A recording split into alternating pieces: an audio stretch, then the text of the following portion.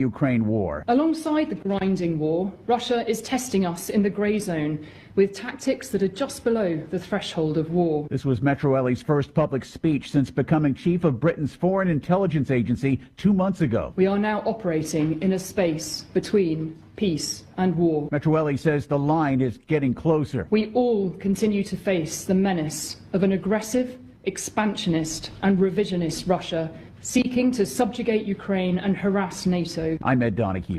President Trump is taking another broadcaster to court over edited content that he calls fake news. He's filed a $10 billion lawsuit against Britain's public broadcaster, the BBC.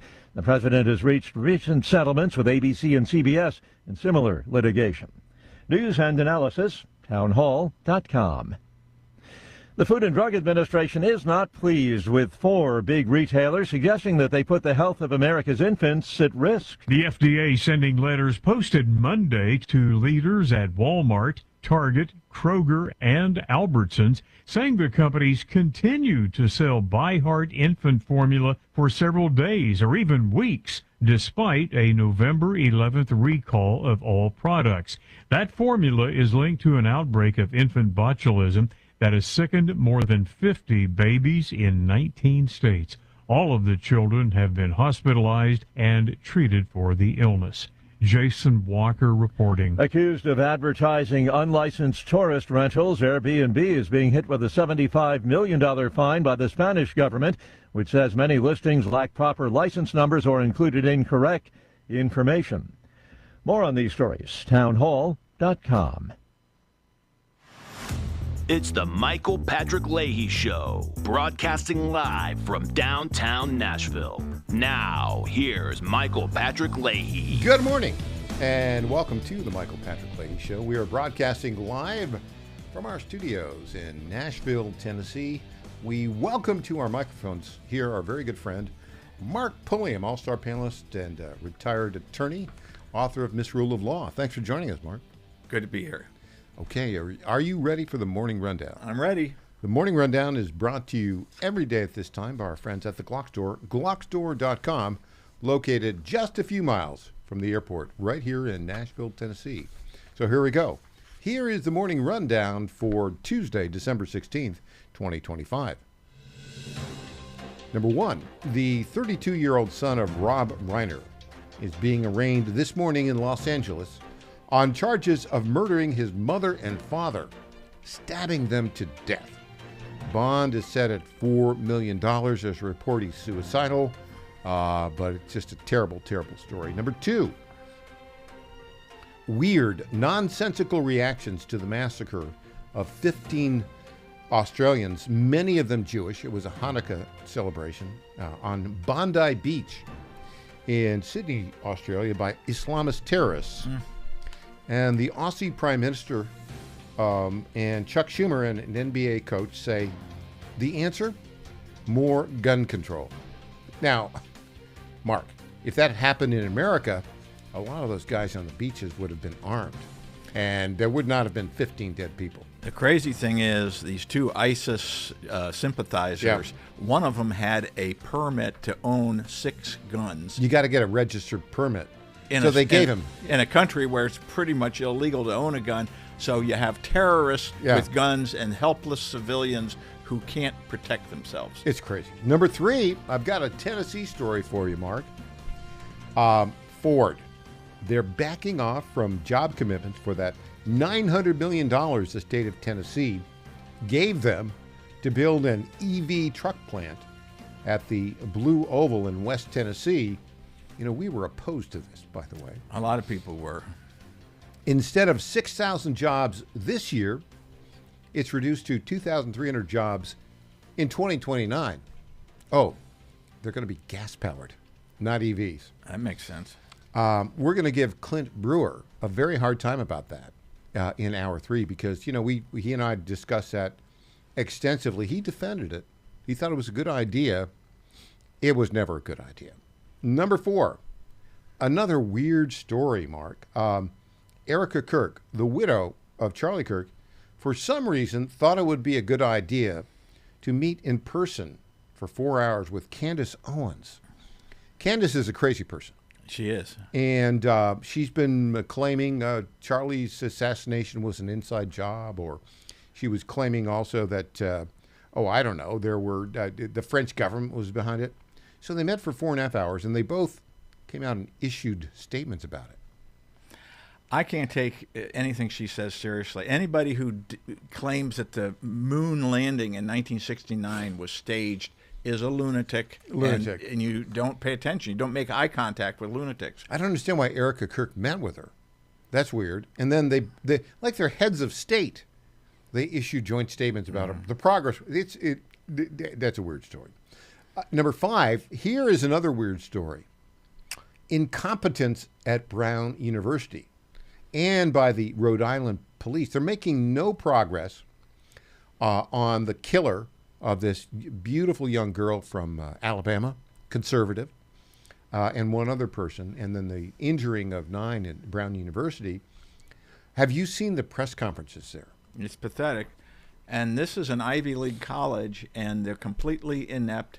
How can they even say that they're providing a safe campus when they don't have any video images, that the only video images are from Ring cameras in surrounding neighborhoods?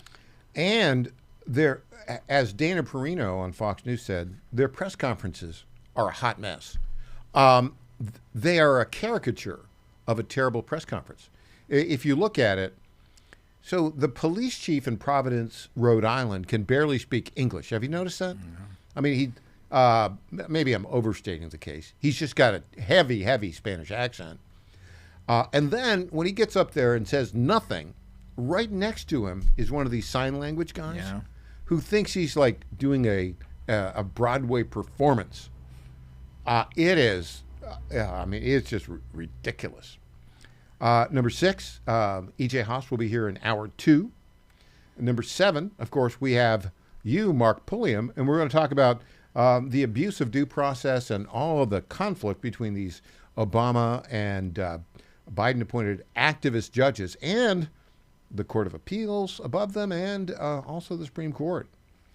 And number 8, finally, yesterday, Donald Trump announced that he's suing the British Broadcasting Corporation for $10 billion. I hope he wins every penny of it. So there you go. That's the Morning Rundown. Mark is brought to you by our friends at the Glock Store. This is where I get to talk about my good friend Lenny McGill and his incredible Glock Store. Have you been wondering what to get that special Second Amendment guy or gal in your life? It's never too early to start thinking about that, and it's never too early to save, especially when you visit GlockStore.com. The huge Glock Store Christmas sale is going on now. They have incredible discounts on virtually everything they sell. I'm talking about huge discounts on optics, barrels and compensators, magazines, extensions, extended controls, slide cuts, and so much more, including incredible deals on factory rebuilt Glocks. If you can't tell the difference, why pay the difference? And don't forget to drop in a Vortex Red Dot reindeer sticker or patch, or a Vortex Tactical Christmas Tree sticker or patch for a chance to win either a Glock 47 or Glock 45, nicely equipped with a Vortex Red Dot optic. It really couldn't be any easier to get the best deals of the year on the best gear in the country. That's the huge Christmas sale going on now at GlockStore.com. Would you like a little levity this morning? Always. So, this is funny. You know, the recent Democrat presidents have had a very difficult time building their presidential libraries. And you've got this monstrosity in Chicago, you know, the brutal architecture that I think has ruined a neighborhood that, I don't know, it's way over cost. I think it's going to cost like $1 billion for Barack Obama. And then you've got Joe Biden having difficulty raising money. So here we go. There's a report about how much money he's raised and what, Mark, you got to listen to this, what, Mark, he's going to be able to do with it. Clip 1. The New York Times reported the 83-year-old is struggling to raise enough money to build a presidential library. The Times writing, partly because of that poor fundraising, discussions are underway about consolidating a potential Biden library with pre-existing Biden institutions at the University of Delaware. In September, the Joe and Jill Biden Foundation announced it chose Delaware to eventually host a library, the state Biden represented in the U.S. Senate for over 3 decades. While the taxpayer-funded National Archives assists with library functions once one opens, construction costs are paid for with private funds. Fox has reached out to the Biden Foundation on the fundraising fuss, but so far, no comment back. One Democratic donor who backed Biden in the past told The Times he'll be lucky to have a bookmobile. This all comes amid a split in the Democratic There's the punchline. Well, and I've heard people say, why doesn't he just have Hunter sell some of his paintings? The Biden bookmobile and porn gallery. Yeah. Right? Well, now, Hunter doesn't do porn pictures. He does dots, polka dot pictures. So just to set the record straight, Hunter. Speaking of Hunter, by the way, I know this will shock you. Apparently, his law license is from Connecticut. Did you know that? Well, no, it was his former law license. After he was, convicted and then pardoned by Daddy-O, he can no longer practice law in Connecticut. He's a graduate of Yale Law School. I'm surprised. I'd be surprised if he actually ever did any legal work in his life. Yeah. He's a bit of a con man. All right, Mark, when we come back, you're going to talk about these rogue judges. So many of them. And what are we going to do about it? Back with Mark Pulliam after this.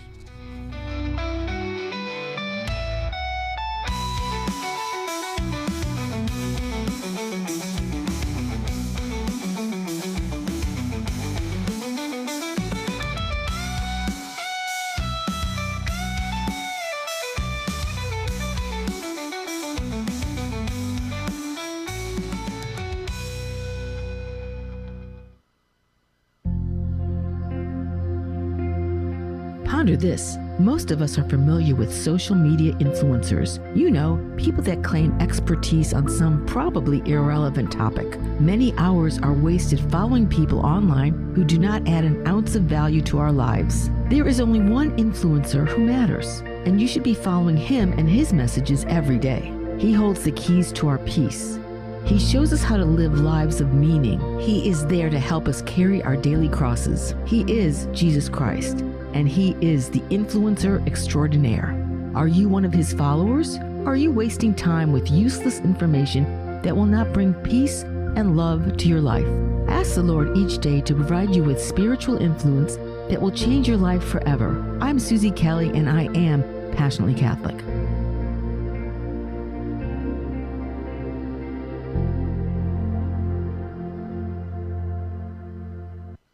Is your fur baby looking a bit rough?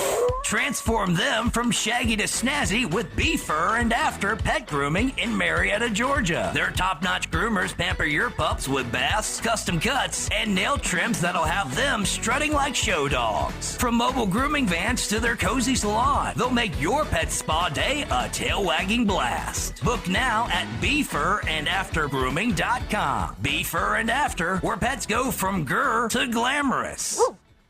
The math is simple. Every dollar we waste on unnecessary federal supervision is a dollar we can't use to fight violent crime. The Safer Supervision Act cuts bureaucratic waste and frees up law enforcement resources to protect families from serious threats. Law enforcement officers across the country and Republicans in Congress agree this is a smarter way to improve public safety. Stop the waste, protect our communities, fix federal supervision. Visit safersupervision.com to help. Paid for by the Reform Action Fund. I'm Ed Evans, CEO of Consumer Cellular. Maybe you haven't heard about us. We're not one of the big guys. Truth is, we don't want to be. If you're over 50, Big Wireless has you paying for more data than you might need.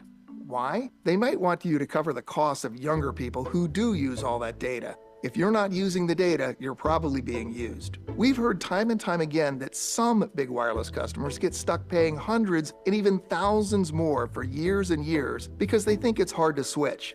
Not with us. It takes just about 20 minutes and you can change your plan anytime without extra charges. We use the same towers as the big guys, so you'll get the same fast nationwide coverage without the big wireless bill. Our plans start at just $20 a month, and for a limited time, switch and get your second month free. Call 1-888-FREEDOM, visit consumercellular.com or a store near you and get your second month free today. Plans include $5 credit for auto pay and e-billing. See site for additional details. I'm Lenny McGill, founder and CEO of GlockStore.com. For over 30 years, I've supported the Second Amendment rights of free men and women to protect themselves and their families with firearms. We offer the very best in both selection and prices on Glock handguns, custom Glocks, Glock magazines, and high-performance shooting accessories at GlockStore.com. We also have the finest retail showroom and our Shoot 270 shoot rooms right here in Nashville, Tennessee. Come visit us at GlockStore.com, and you'll be glad you did. This Christmas, my heart is filled with gratitude. The birth of Jesus Christ changed the world forever, bringing hope, peace, and a Savior who walks with us through every season. I'm grateful for this community, for your kindness, and for the chance to serve alongside you in a meaningful ways throughout the year ahead. From my family to yours, Merry Christmas. May God bless you, your home. Happy birthday, Jesus. Paid for by Mark Pody for Senate, Candace Graham Treasurer. Welcome back to the Michael Patrick Leahy Show. Now, here's Michael Patrick Leahy. It is always so much fun to have our good friend, Mark Pulliam, retired attorney, distinguished lawyer, and author of the Misrule of Law blog. Mark, there is a judicial crisis in the country right now, and I think it's largely because we have 600 or so federal district court judges.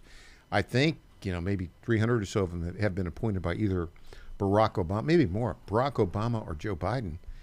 And to a person, they are almost unbelievable in their activism and their usurpation of the powers of the legislative branch and the executive branch. You have some examples of this. Yeah. Well, so, for instance, the case that you have covered so well here at the Tennessee Star, Kilmar Abrego Garcia, just last week, this district court judge from Maryland, Paula Zinnes, ordered him released from federal custody based on a nonsensical ruling that there was no final order of deportation in his file. And this is after he's already been deported and ordered returned, and where his lawyer is saying he would gladly get deported to Costa Rica if you would only deport him to Costa Rica. Why would he be volunteering to be deported to Costa Rica if there was no final order of removal in his file? There is actually in the 2019 court order by the immigration judge, he concedes that he's deportable. Yeah. And the judge is saying, well, just conceding that you're deportable is not enough. The judge, the immigration judge, should have said in his final order, the last page of that order, oh, by the way, you are deportable. I mean, it's ludicrous. Well, federal judges have no business micromanaging the immigration system. And so all of this is absurd, that this guy's got not only due process, he's got an undue process. And they're trying to make him a poster child, treat him like he's Anne Frank, and they're trying to save him from genocide at the hands of the Nazis. And he, by the way, is playing right into that. All these injustices that have been committed against me. It is such a joke because we've got the video from the Tennessee Highway Patrol pulling him over in November 2022 while he's driving a van owned by his boss, he says, who is a convicted human smuggler. And he's driving on, he doesn't have a valid driver's license. And 9 people are being hauled in the car, hauling for cash, says the highway patrol officer. And none of them can speak English. I mean, come on. Yeah, anybody else would have gotten arrested on the spot, but they let him go. They put in a phone call, and somebody in Washington said, don't touch him. So it's crazy, but this latest thing that Paula Zinnes did, I think, is going to get the attention of the Fourth Circuit, and the Trump administration certainly intends to appeal this. They say they're going to fight it tooth and nail. But she pales in comparison to James Boasberg. Oh, yeah. Who is the chief judge of the district court in D.C., which is the worst federal bench in America. And has been for half a century. Well, but it's never been as bad as it is now, and nobody has been as bad as James Boasberg. So James Boasberg is the guy who in a hearing over whether the president had the authority to deport illegal aliens under the Alien Enemy Act. This is after the plane had left and was halfway to, I think, El Salvador. He made an oral comment. I order the plane to turn around and come back immediately. And this was an oral, and it wasn't in his written order. Well, it was too late to do anything, and so the plane landed, and then that order was overturned by the Supreme Court, said he didn't have the authority to do that. Well, you know why? It wasn't really in his jurisdiction, because the origin of the case was Texas. Yeah. He knew that it wasn't his jurisdiction, and the people who brought the case knew it wasn't his jurisdiction. And they wink did it anyways. Well, so he's doubled down, and he's contending that the Department of Homeland Security and the Department of Justice was in criminal contempt of his oral order, and he has launched a contempt proceeding, and he ordered people, including Kristi Noem, to submit testimony explaining why they didn't heed his oral order, an illegal order in his courtroom. And the D.C. Circuit put the brakes on that and said, well, no, you can't order people, you can't order cabinet secretaries to appear in your court for a criminal contempt hearing. And he said, well, okay. And then he was going to continue with this contempt hearing. It was supposed to take place yesterday, ordering other witnesses to come to provide live testimony. The Trump administration appealed that to the D.C. Circuit. And yesterday, a three-judge panel consisting of 2 Trump appointees and a Biden appointee put the brakes on this altogether and basically said, we're not going to let you conduct a contempt hearing until you submit a brief to us explaining why it is you think you have the jurisdiction to do this. He doesn't. Yeah. So they're slapping him down, and he needs to be slapped down, but it needs to happen sooner, faster, and more emphatically than is happening now. The worst example of all of these out-of-control district judges is in Boston, and this was in response to the reconciliation bill, the one big beautiful bill that denied Medicaid funding to any organization that provided abortions. And it did not name Planned Parenthood, but Planned Parenthood is the main abortion provider receiving federal funds, so they were impacted by this. They went into court and said, this is really an unconstitutional bill of attainder directed at Planned Parenthood, and they got a judge in Boston to say, yeah, we agree with that. And her name was Indira Tawani. Hold it. Indira Tawani. Indira Tawani. Where was she born? Well, I think she was born here, but she had Indian immigrant parents. Yeah. And that she said, yeah, I agree. I'm going to enjoin the United States to prevent them from withholding funding to Planned Parenthood, even though this was not an executive order issued by President Trump. This was an act of Congress that passed, fair and square through the Congress. And so you have an unelected federal judge representing one jurisdiction in Boston, Massachusetts, ordering nationwide that Congress has to continue to fund Planned Parenthood. Well, so this went up to the First Circuit, and basically everybody on the First Circuit was appointed by a Democratic president. It's the most left-wing, at this point, court in the United States. But 3 Biden appointees issued a ruling basically saying, no, this is not a bill of attainder. You haven't made a good case, and vacated her injunction. But this is what President Trump has to deal with, not just blue state mayors and governors, but he's got this whole crew of left-wing judges acting like they're legislators, as well as, we'll get into the next segment, do-nothing Congress that is impeding his progress at every turn. And you could compare President Trump's struggle right now to the Greek character Sisyphus, trying to push a rock up a hill without assistance, and every time he pushes it up 2 feet, it rolls back 3 feet. And this is the struggle of his second term, is to get that rock up the hill. And if that rock doesn't make it to the top of the hill in time for the midterms or 2028, we are going to lose control of this country, and the Democrats are going to be back in control. And as far as I'm concerned, the Republic at that point is over. So Republicans need to wake up and realize that this isn't just some amusing anecdotes about misbehavior by federal judge. This is a judicial insurrection, and we need to take it seriously. And the Supreme Court needs to intervene and disempower these judges from taking this type of persistent, defiant attitude towards President Trump.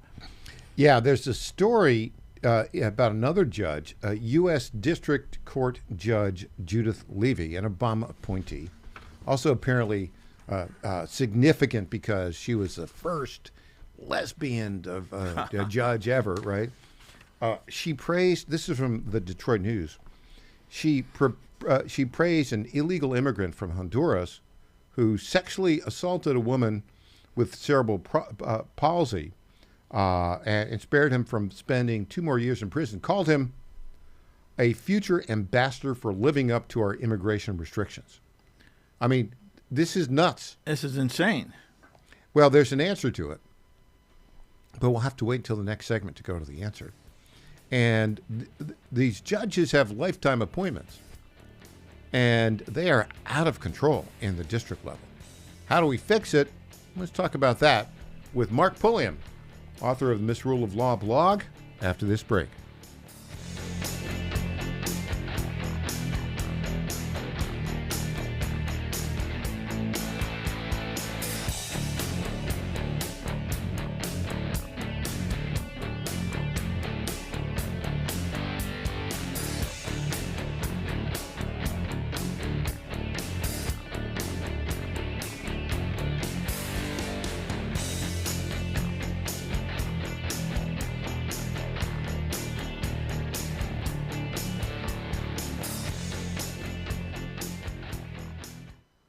Now more than ever, it's imperative to support companies that share our conservative values. That's why I can't be more excited to tell you that I've switched my family to Patriot Mobile. Patriot Mobile is America's only Christian conservative wireless provider. When you switch to Patriot Mobile, you shift your support away from the leftist, woke, progressive agendas of Big Mobile. Patriot Mobile's wireless service works perfectly and seamlessly as you go about your lives with exceptional nationwide coverage that uses the same towers the main carriers use. Patriot Mobile donates a portion of every dollar earned to causes you care about, to organizations that fight for religious freedom, First and Second Amendments, sanctity of life, and the needs of veterans and first responders. Patriot Mobile has plans to fit any budget, along with great discounts for our veterans and first responder heroes, as well as multi-line users. Switching is easy. Just go to patriotmobile.com/Godzilla or call their U.S.-based customer service team, 972-PATRIOT. That's 972-728-7468. Use offer code Godzilla for free activation.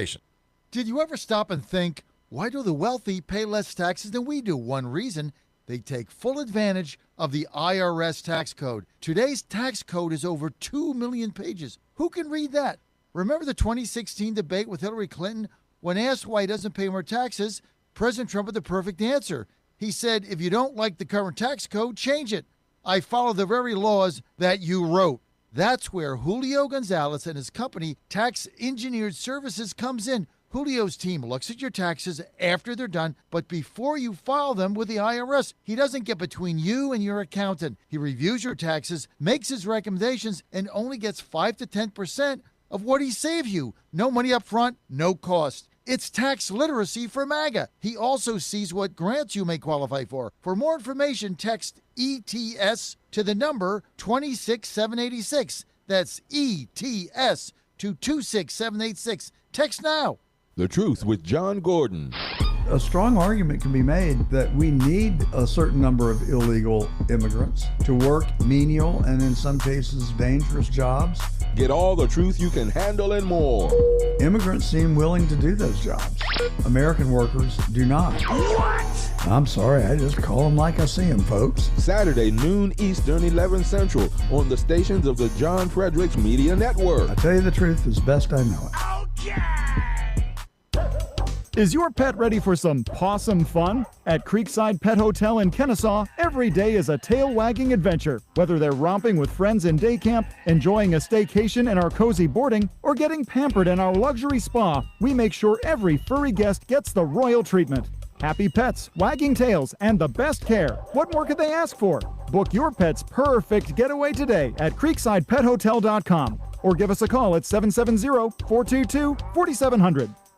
My fellow Americans, I have to tell you about my good friends at D.T. McCall & Sons. They have furniture and appliances and a lot more. They've been family-owned in Middle Tennessee for over 100 years, and they're not going to rip you off. No hidden charges, no delivery charges, no charges for all of the crazy things. These are sick people at the lumber yards. These are very sick people. They charge you for cords and hoses and haul off. They charge you for all of these things. They call them hidden charges. It's the type of surprise that you don't want to see. It's like an October surprise, but it's worse. D.T. McCall & Sons, they're not going to do that. They're great people. They're going to give you a great deal. With locations in Lebanon, Carthage, Lafayette, Cookeville, and Franklin, D.T. McCall & Sons will give you the deal of your life. Check them out today or go to dtmccalls.com. Impersonator not endorsed by Donald Trump. Welcome back to the Michael Patrick Leahy Show. Now, here's Michael Patrick Leahy. We're talking in studio with our good friend, the author of Misrule of Law, and accomplished attorney, the one, the only, Mark Pulliam. Mark, so we've got a real problem in our judicial system. Lifetime appointments for a couple hundred federal district judges appointed by Barack Obama and Joe Biden, who are trying to usurp the powers of the executive branch and the legislative branch. They think they are the dictators, if you will, of how you and I should live. The problem is they have lifetime appointments. There's a solution, and it would involve aggressive exercise of power, not just by the executive branch, but also the legislative branch. Where are we going on that? Well, we wish we were going somewhere, but we're basically paddling a canoe in a circle. So, yes, judges, pursuant to the Constitution, federal judges are appointed for life, but that doesn't mean... Well, let me stop. It's actually the statute. It's not the Constitution doesn't appoint those the judges beneath Supreme Court for life. If the statutes, the Judiciary Act of 1789 says you're appointed for life. Isn't that right? Well, for good behavior. For trial courts. Yeah. Except for, as long as you're not you're killing somebody in the middle of the road. So impeachment is an option, but that requires congressional action. And 15 impeachments in the history of the country of federal judges. Yeah. And only 8 have been convicted and removed. You know, Congress has power over the funding of courts and could exercise some discipline over out-of-control judges through that means. Also, Congress has the ability, as you mentioned, the Judiciary Act is what has created all of the lower courts to redefine jurisdiction, to limit jurisdiction, to limit remedies. There's a lot of things. So this is where it needs to go. But it requires leadership in the Senate. Now, I think Chuck Grassley, the chairman of the Judiciary Committee, has the cojones to do it, I think. He's 92, right? So we've got a limited amount of time when he's going to be able to do it. He's still fully in control of his faculties. But what you could do, there are, 94 federal districts right now and 600 federal district court judges. I'll tell you what to do. You changed from 94, you add another 30 or 40 districts, and you bring in any number of new judges now, and you get Trump-appointed judges. You would probably be available. I might. The problem is Congress is not fully on board. Even the Republicans Congress are not fully on board with the MAGA agenda, and this is a source of great frustration for President Trump. He has been complaining about the blue slip policy that we've talked about on this show previously that allows the senators in blue states to basically veto and deny President Trump, even a confirmation hearing on his desired appointees for U.S. Attorney, U.S. Marshal, or for district court positions. And as a result, James Comey and Letitia James have had their indictments dismissed on the bogus grounds that the person that he appointed to be U.S. Attorney in the Eastern District of Virginia, Lindsay Halligan, was not properly appointed because she never had her confirmation hearing, which didn't take place because 2 Democratic senators in Virginia refused to give the green light. Yeah, no kidding. By the way, also Trump is saying, look, we got to get rid of the filibuster in the Senate. Now, okay, it's been around, a rule in the Senate. It's not part of the Constitution. It's been around since, I think, like 1806. But the deal is, the minute, the way the world is today, Mark, the minute the Democrats get control, they will get rid of the filibuster. Here's Trump talking about it, right? You might listen to the clip right now. Republicans next year to just use reconciliation to do with health care exactly what you laid out, and they wouldn't have to worry about Democratic votes. Well, that or knock out the filibuster. If you knocked out the filibuster, it would all go away, but we have a few people that wouldn't do that. It's crazy. Look, we should knock out the filibuster. And if you did that, we'd get voter ID. You'd have no mail-in voting, all things that make our elections dishonest. And you'd get a lot of other things having not even to do with voting. But Republicans should knock out the filibuster, and we should approve a lot of things. You wouldn't have January 30th looming because, you know, you have the 30th of January looming. You know that, right? And if we knocked out the filibuster, it would be just a simple approval. But you have some Republicans that they're unable to explain why. You know, if you ask them why, they're unable to explain it. They cannot win the debate. But they should knock out the filibuster. And frankly, they should get rid of the blue slips too. Yeah. Boom. There you go. So they're saying, as the executive, head of the executive branch, get rid of the filibuster, Senate, get rid of the blue slip. But John Thune is not going to do either, it seems to me. Mark Pulliam. Well, and he claims that there are more Republican senators who favor preserving the blue slips in the filibuster than who oppose it. And we will never know unless it's actually put to a vote. Got to have the vote. People got to take a position. And so this is very frustrating when you have a Senate where they can't get anything done without 60 votes, and obviously the Republicans don't have 60 votes, and so as a result, they're not able to do anything. So what a Republican-controlled Congress should have done, 9 months into President Trump's second term, they should have codified every single one of these executive orders. They should be acting in a muscular, proactive way, and instead, the only thing that they actually passed a bill on was to undermine President Trump, that President Trump had used the authority under federal law to limit collective bargaining rights to certain categories of federal employees, and 20 House Republicans joined Democrats to pass a bill to reverse this. And so not only are they not helping him, they're hindering him. And it's not just the Republicans in Congress in Indiana that, Texas has redistricted in order to give the Republicans an advantage in the midterms. And Indiana is a very Republican state. They have a huge majority in the state legislature. And so an effort was made to do redistricting in Indiana to take advantage of whatever partisan benefit you can get from that.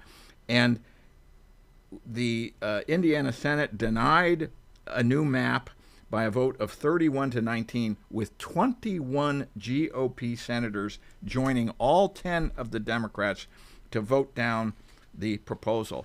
So we're not going, and then we've had no impeachment articles have been taken up by the House, and you can't blame John Thune for this because it has to begin in the House. This is a Mike Johnson problem. And so it may be that as a practical matter, you're not succeed in taking out one of these activist judges through impeachment because you need 2/3 vote in the Senate. But you could at least make him uncomfortable, and they knew they probably weren't going to take out President Trump through impeachment, but they did it anyway just because of the spectacle and the harassment and the embarrassment and so forth. But House Republicans won't do it. And so I'm concerned that if without American voters want to see action, and it can't just be President Trump. He has to go to these rallies selling the fact that the economy has turned around under his leadership. Why don't we ever hear any actual congressional Republicans making this case? Yeah. Why does he have to do all the work? And if we don't deliver results that the American voters recognize as an improvement of the economy under Biden, we, I think, run the risk of losing the midterms or failing to win in 2028, and we will have squandered the greatest opportunity we've had in my lifetime to fix what's wrong in America and keep the republic going for another 200 years. So the focus is the midterms. I think you're exactly right. Now, the latest polling, Mark, indicates that the Democrats are, in fact, gaining ground, and gaining ground on the issue of affordability. I think if the Republicans went full steam ahead in support of the Trump agenda, that would turn around. But they don't seem to be interested in doing that. Well, in fact, some of them are talking about extending Obamacare subsidies. It's really disappointing that with the inspirational leadership of President Trump, so many Republicans in Congress are treating this as business as usual. Yeah, it is, and it's frustrating. Tim Burchett is always criticizing the weakness of Republican colleagues, and I think he's doing it properly, right? Because it's almost like, let's just get along with everybody when they don't quite understand. We have an existential threat to the country right now. And voters tend to have a short attention span, and they need to see action and results. And one of the things that made President Trump so attractive as a candidate is that he was bold and he promised to shake things up. People want things to be shaken up. But if it's all talk and no action, their attention moves on to somebody else, whether it's Gavin Newsom or one of these crazy Democrats who has, they have their own things they're going to promise. So because of the, quote, success of the affordability criticism, I'm going to tell you something that you're not going to like. But those Obamacare subsidies are going to be extended, right? Because if you make the big fight right now that Obamacare is a disaster, which it is, and it won't have the impact in the near term that the sudden jump for anybody on Obamacare will have. It's a bit of a conundrum, but I think what you've got to do, there will be an extension of these stupid subsidies. But the Republicans, if they have any cojones, there's the word again, what they should do is say, okay, we'll grant you an extension for 1 year, but you got to make these concessions moving towards price transparency and free markets. That's what I think will happen. Well, it's disappointing that Obamacare was passed with all Democrat votes, no Republican votes. Yeah. It was passed as a reconciliation measure that didn't require the 60 votes. And Republicans have been complaining about it ever since then, saying that we're going to scrap it, we're going to replace it. And when the opportunity comes to try to do something about it, they can do is shovel more money at it, which is making insurance companies rich, is not going to do anything to lower health care costs. When we come back, a weird story about how crazy and left-wing law schools have become, particularly the University of Virginia. Back with Mark Pulliam after this.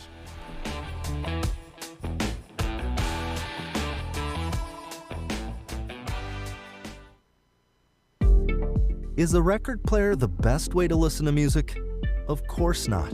So why are you still taking vitamins in pill form that haven't been upgraded since the 1930s? Even if you don't have trouble swallowing, most vitamins in pill form can't be absorbed very well. It's time to upgrade to the pill-free future of vitamins. Advanced nutrition company, Healthy Cell, created a patent-pending ingestible gel that is clinically proven to have 265% the absorption rate of tablets. These physician-formulated supplements come in a small gel pack. You tear off the top and shoot it down. You can also mix it in water. They taste great, they're convenient on the go, and they're more natural too, without chemical binders, fillers, and coatings. Go to healthycell.com and use code GODZILLA for 20% off your first order of any product. That's healthycell.com. HEALTHYCELL.com. 1775 Coffee is giving away free starter kits. Try the dark or medium roast coffee with longevity blend, an infused blend with anti-aging calcium alpha-ketoglutarate, which has been clinically proven to reduce biological age. When you purchase the first 2 bags, you'll receive a free 1775 starter kit, including a third 16-ounce bag of coffee, a matte black tumbler, a frother, a gold scoop, or a reusable K-cup filter. Just order now at 1775coffee.com/Godzilla and claim your free 1775 starter kit while supplies last.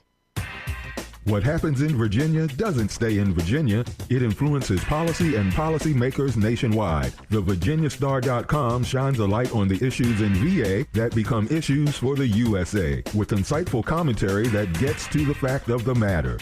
The VirginiaStar.com is your source of wisdom and truth, locally, statewide, and nationally. Log on today and every day. The VirginiaStar.com. The VirginiaStar.com. The Cats and Cosby Show. It's the top news of the day. There's a number of Democratic members of Congress who are pushing for impeachment, not just going after the president, going after RFK Jr. and others. It's a common sense recap of the big stories. Judge Weinberg. Listen, it's the most important midterm in our lifetime. Cats and Cosby, weekdays 5 Eastern, 4 Central on the stations of the John Frederick Media Network. This is a big deal. Is your fur baby looking a bit rough? Transform them from shaggy to snazzy with Before and After Pet Grooming in Marietta, Georgia. Their top-notch groomers pamper your pups with baths, custom cuts, and nail trims that'll have them strutting like show dogs. From mobile grooming vans to their cozy salon, they'll make your pet spa day a tail-wagging blast. Book now at BeforeAndAfterGrooming.com. Before and After, where pets go from grr to glamorous. Hey there, it's Lenny McGill, founder and CEO of GlockStore.com. For over 30 years, I've supported our Second Amendment rights with GlockStore.com, the world's #1 source for Glock handguns, parts, and accessories. I also support accurate, unbiased journalism like The Michael Patrick Leahy Show. His team broke the Kilmar Abrego Garcia traffic stop and was the first to obtain that video. Independent journalism at its finest. Visit us at GlockStore.com, listen to Michael Patrick Leahy, and make America great again.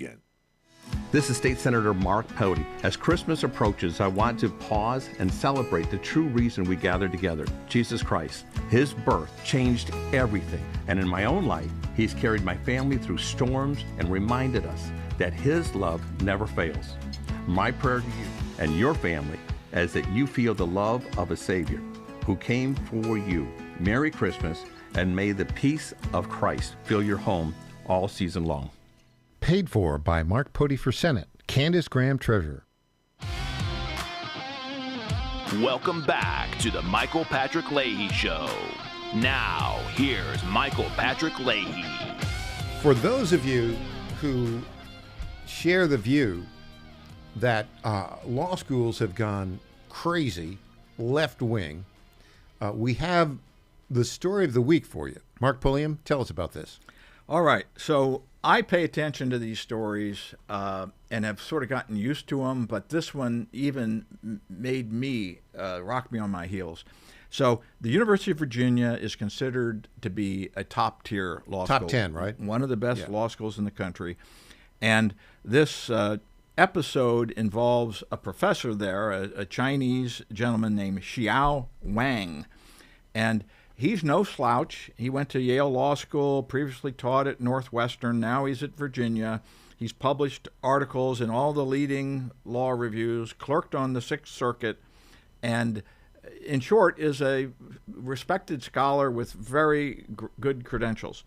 His specialty is appellate litigation, and in fact, at the University of Virginia, he heads the school's Supreme Court litigation clinic, where he literally teaches students how to argue cases in the Supreme Court.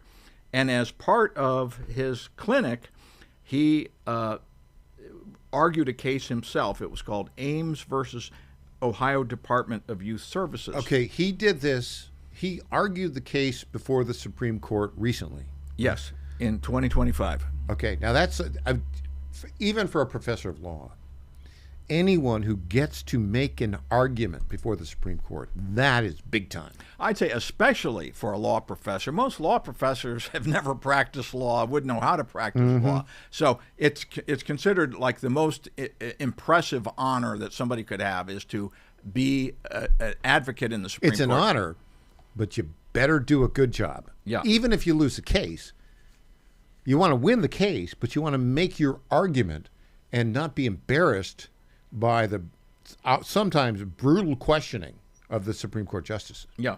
So this case was an employment discrimination case that came up out of Ohio, and basically a long-term civil servant in Ohio who was a heterosexual woman was passed over for promotion and then was later demoted. In both cases, either a lesbian or a gay man was given the job that she wanted or had, and she went to court and filed a claim under Title VII of the Civil Rights Act of 1964, claiming that she'd been discriminated against on the basis of sexual orientation.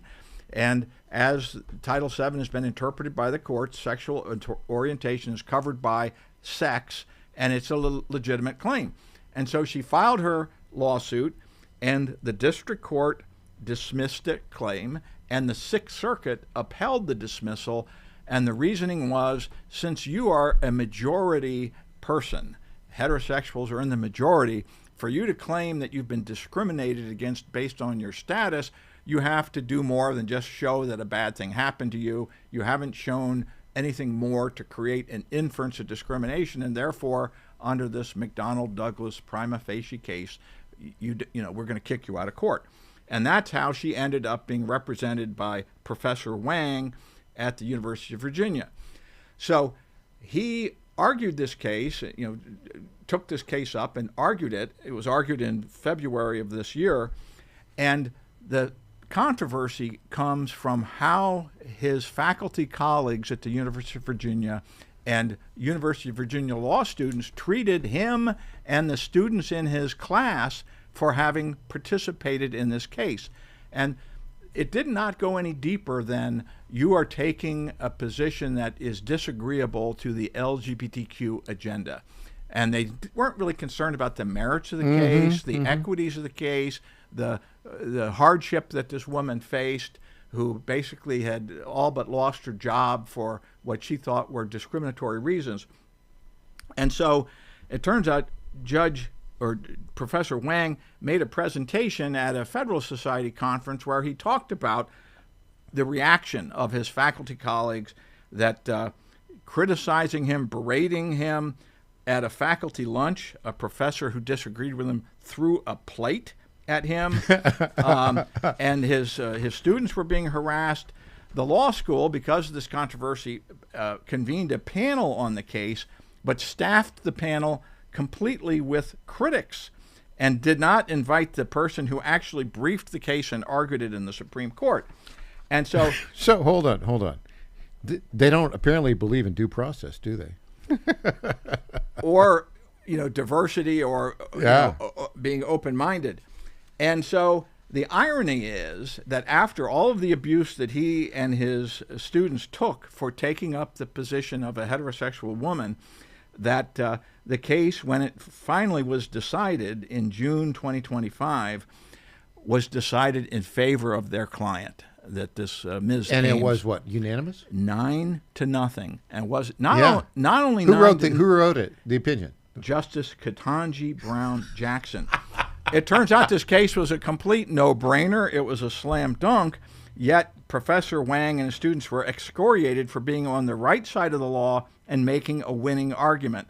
And that's because in the legal academy today, you are not allowed to question the LGBTQ agenda. And on that note, that's a great story, by the way. And the outcome is tremendous. Mark Pulliam, it is always a great delight to have you here. Thanks for joining us today. Thank you. Up next, if things go well, E.J. Haas will join us. Back after this.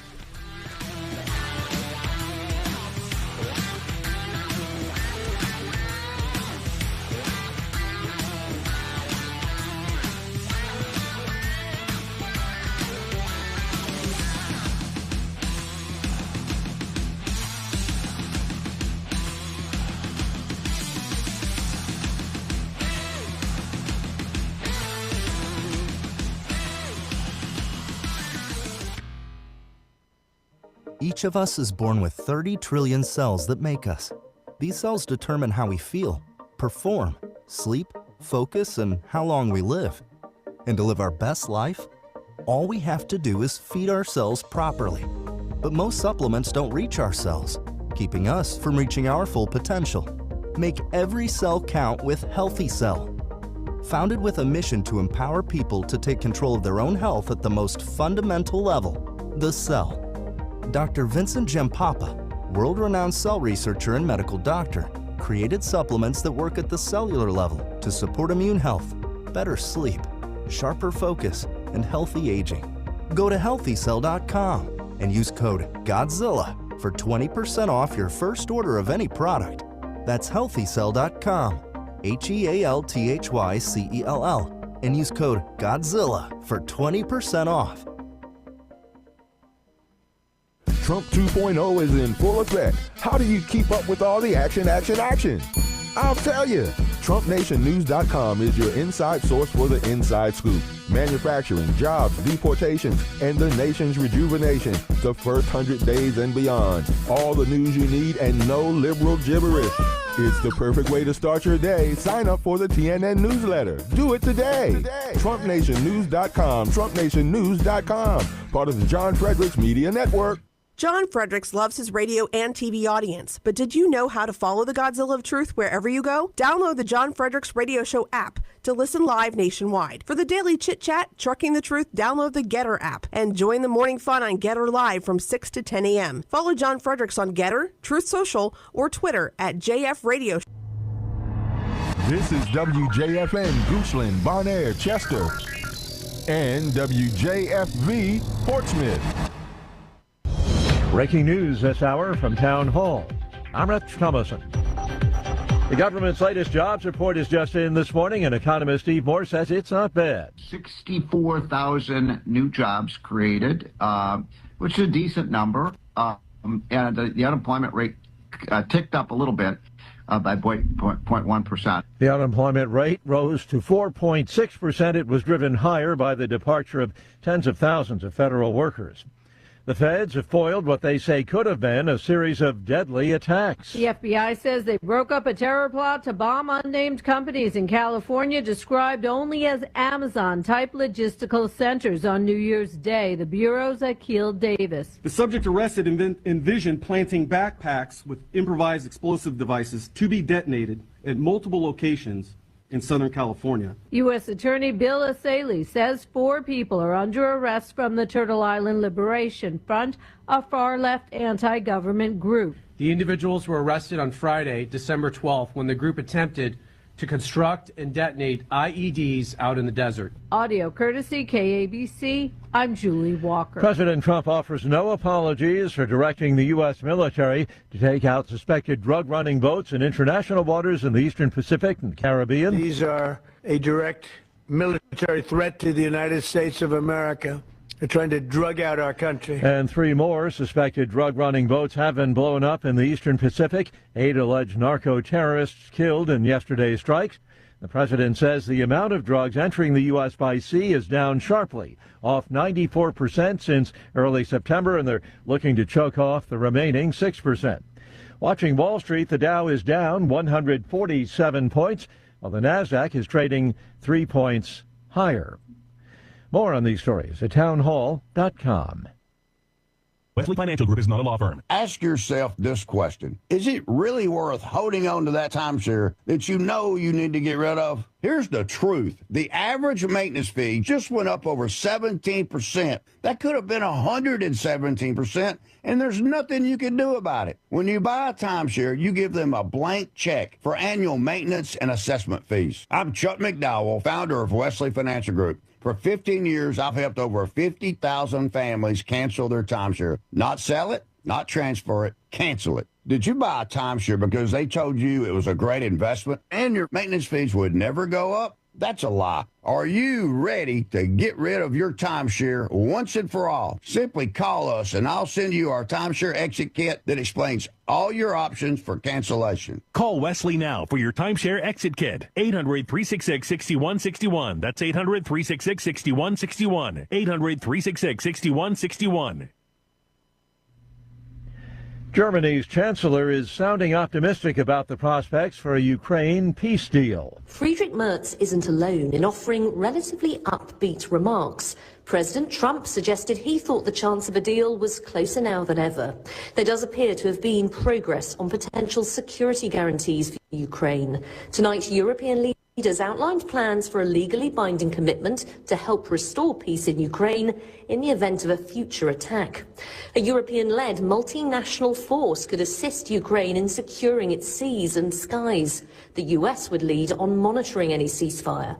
But the question of territorial concerns remains unresolved, an issue Ukraine's President Zelensky described as painful. The BBC's Jessica Parker, a Kremlin spokesman, says Russia wants a comprehensive peace deal, says that Moscow is looking for something more than a temporary truce. News and analysis, townhall.com. Ford is moving away from its once ambitious electric vehicle plans. The decision comes amid financial losses and waning consumer demand for the vehicles. Instead, it'll invest in more efficient gasoline engines and hybrid EVs. The Detroit automaker, which has poured billions of dollars into electrification along with most of its industry peers, said it will no longer make the F-150 Lightning electric pickup truck, instead opting for an extended range version of the vehicle. Keith Peters, Washington. Hoping to win back a larger share of the Chinese market, automaker Volkswagen is pouring $3.5 billion into a research and development center in central China. Chinese market has changed dramatically recently, with electric vehicles now making up roughly half of new car sales. VW placing a greater emphasis on cars for Chinese drivers being designed in China. More on these stories, townhall.com. It's the Michael Patrick Leahy Show, broadcasting live from downtown Nashville. Now, here's Michael Patrick Leahy. And welcome back to the Michael Patrick Leahy Show. In studio, the official guest host of the Michael Patrick Leahy Show, the one, the only, E.J. Haas. Good morning, E.J. Good morning. Happy Tuesday. Merry everything. We're getting close to the big day. I love Christmas. Do you really? I do. It's my favorite. Yep. You know, when we used to be on the iHeart station, we had the right to play, bumper music with Christmas carols. We don't have that right now. So we don't. I always loved selecting the Christmas carols because I love Christmas too. Yeah. So I'm one of those weirdos that listens to Christmas music starting. I do too, all the time. Thanksgiving, all the time. My tree is up before December 1st. Like, I've got multiple trees in the house. I'm a little obnoxious. What's your favorite Christmas song? Oh, wow. That's it changes on my mood. Probably the one that I can't go a season without listening to probably 35 times is it Pavarotti's Noel? Yeah. That when he hits the high note, I get tears in my eyes. It's a simple song. It's not my favorite, but I like it. Is Paul McCartney Simply Having a Wonderful Christmas? Yeah, it's very all right. simple. Yeah. And then of course you're gonna go. Oh, am I gonna cringe? You're gonna cringe. I like Mariah Carey. I knew you were gonna say that. I still do. Although I like it too. Who doesn't sing to it when you hear it in the store? It's getting a little long in the tooth. Yeah, Wouldn't you say? So funny story though. I saw her try to perform it live a few years ago, and I don't even think she knows the words anymore. Like, she's unable to perform it live, which is unfortunate. Well, and the thing about that is, it's made her rich. Yeah, it's made her rich. Oh, it's that millions one song, of dollars a year, every Christmas. It's the arrangement. Yeah, and she didn't screw it up when it was heavily produced. Sure, but it's a great song. I mean, we all listen to it. Yeah. It's on here locally. I think it used to be 92.9 that played Christmas songs, but they changed the format to all this modern junk I don't like. So Way FM plays it, and I think they play 20 songs, the same 20 songs. Wow. And Mariah Carey. I like all the crooner stuff too, though. I like going back to Bing Crosby. Yeah. My favorite Christmas movie is White Christmas, so I'm old school, old What's that soul. thing? Melikalikimaka? Oh, is yeah. the way you say that Merry Christmas in Hawaii? It's supposed to be is Hawaii's way to It's say. Hawaii's way. But it's a wise way. Ah. Is another way to interpret that. No, I always thought it was Hawaii's way. It's a wise way. A wise I thought it was way. a Somebody wise. else said that too. So I don't know. We'll see. We should do a fact check. No. We'll just leave it out there. Hanging. It's a Christmas, Christmas mystery. Okay, now another mystery. It has to do with the incompetence of elected and appointed political leaders in blue states and blue cities to do anything other than to promote LGBTQ this, transgender that, leftist junk. They just can't. They can't keep the streets safe. Yep. They can't get the garbage collected. Yeah. And they cannot conduct a criminal investigation. Yeah. Case in point, a disaster of a press conference. Awful. Dana Perina Embarrassing. Dana Perina called it a hot mess. The elements of the press conference are, did you know that the police chief in Providence, Rhode Island can barely speak English? How did that happen? Yeah. Okay. It's so bad. And then they have this drama queen who is sitting next to the police chief who loves performing sign language. I mean, if you watch, this is a Saturday night parody, Saturday Night Live parody. Yeah. I mean, the whole thing was a joke. Every single person there seemed incompetent.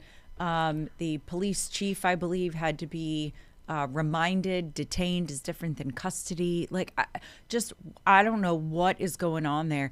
You know, the average, Rhode Island's a really small town, or small state.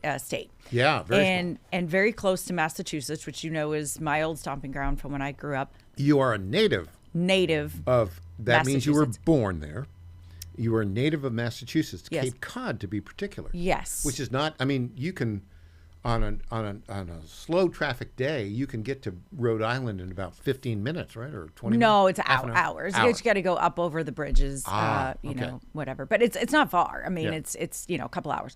So, I've got an affinity for that area. I've been there many, many, many times. I have family who still live in the area. My mom actually used to go to the movie theater near Brown when she was in high school or early 20s, so we understand the area is what I'm saying. And, the average Rhode Islander pays a lot of taxes a year. A lot. It's a very high tax state. I think they have a certain expectation of, and they should, for that money going to protect them. It never works and that way. it clearly does not. With that buildup, let us play this Saturday Night Live parody of a press conference in Providence, Rhode Island, featuring the police chief who can barely speak English. Now, there's a report the shooter yelled something right before his shot came in. Can you tell us what that was? Yes, part of the investigation, John, and we'll, yeah. Now, the only reason I ask that, though, is, for instance, like with the Unabomber, his brother recognized the writing. So it's possible a friend or family member might recognize if the person said something that was significant. Correct. So that's why you don't, other than the 9mm, is there anything else inside that auditorium that you could tell us? No, that's correct. And listen, like I said earlier, investigations will bring us to evidence that we need to collect in order to be able to prosecute. With that being said, we're going to continue to collect evidence, and if it leads us to something to that nature that's going to be extremely helpful for us to identify somebody, we'll be the first ones to put it out. Alex, follow up on John's question. Did the suspect yell, like has been reported, and there's been some erroneous reporting, but did he yell when he came in the classroom? And how valuable have witness statements been from those who survived? Listen, my heart goes out to the victims. It goes out to the families. Okay, so I just can't take any more. Why have a press conference at all? You may as well have just sent a spokesperson out there to say, hey, we have absolutely no idea what we're doing. This is a complete clown show. We have no information for you. We're not going to share anything relevant or important, like height, weight, description, anything like that. And we're going to tell you if or what the guy said when he... Of course, there are reports, unconfirmed, that what he said was, wait for it, Allahu Akbar. Allahu Akbar. Oh, come on. Just we either. all know that that's the case. There are quite a few rumors going around, and this is where it gets really bad, right? So some name is released, leaked, so to speak. Turns out that wasn't even the right name Well, or the right person. Maybe there was a person detained. Yep. And then released. Yep. Yep. Now, here's the thing. That person's name went out there. Then, finally, days later, they release a video of somebody they say was the guy. Yeah. Wearing mask, etc. But actually, I had a question on that. Where's the gun in the video? I don't see a gun in the video. Was it in the pocket? Right. You So know? one of the eyewitness accounts, very important eyewitness account, who said he looked at him straight in the face. It was one of the first people in the room to see the shooter, said that it was a long gun. It was a very long gun. This was a witness who said it was a long gun. Correct. And turns out it's not a long gun. Not a long gun. So that question about how valuable are witness testimonies at this point? It's always, eyewitness testimony is always suspect. Always. You think you remember things in a tragic and outrageous situation like this, but apparently you just don't. So, these are not serious people. Who are the police chief is not a serious person. No, neither is the mayor, neither is the governor. Rhode Island is run by clowns, by clowns, literally clowns who would prefer to dress in rainbow than dress in a suit. And on that note, we'll have more when we come back. Chip Roy has an idea about what to do about immigration. I like his idea. He's running for Attorney General of Texas. I think he'll be a great Attorney General. Back with E.J. Haast after this.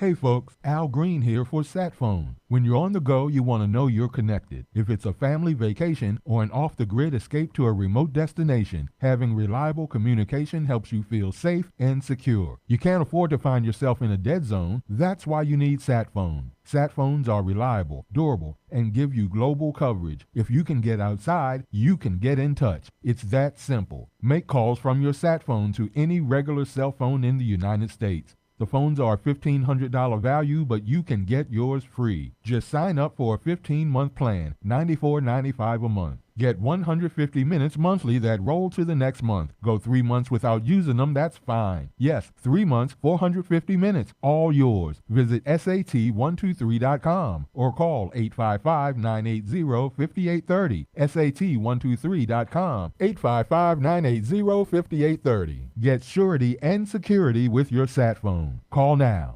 The math is simple. Every dollar we waste on unnecessary federal supervision is a dollar we can't use to fight violent crime. The Safer Supervision Act cuts bureaucratic waste and frees up law enforcement resources to protect families from serious threats. Law enforcement officers across the country and Republicans in Congress agree this is a smarter way to improve public safety. Stop the waste, protect our communities, fix federal supervision. Visit safersupervision.com to help. Paid for by the Reform Action Fund.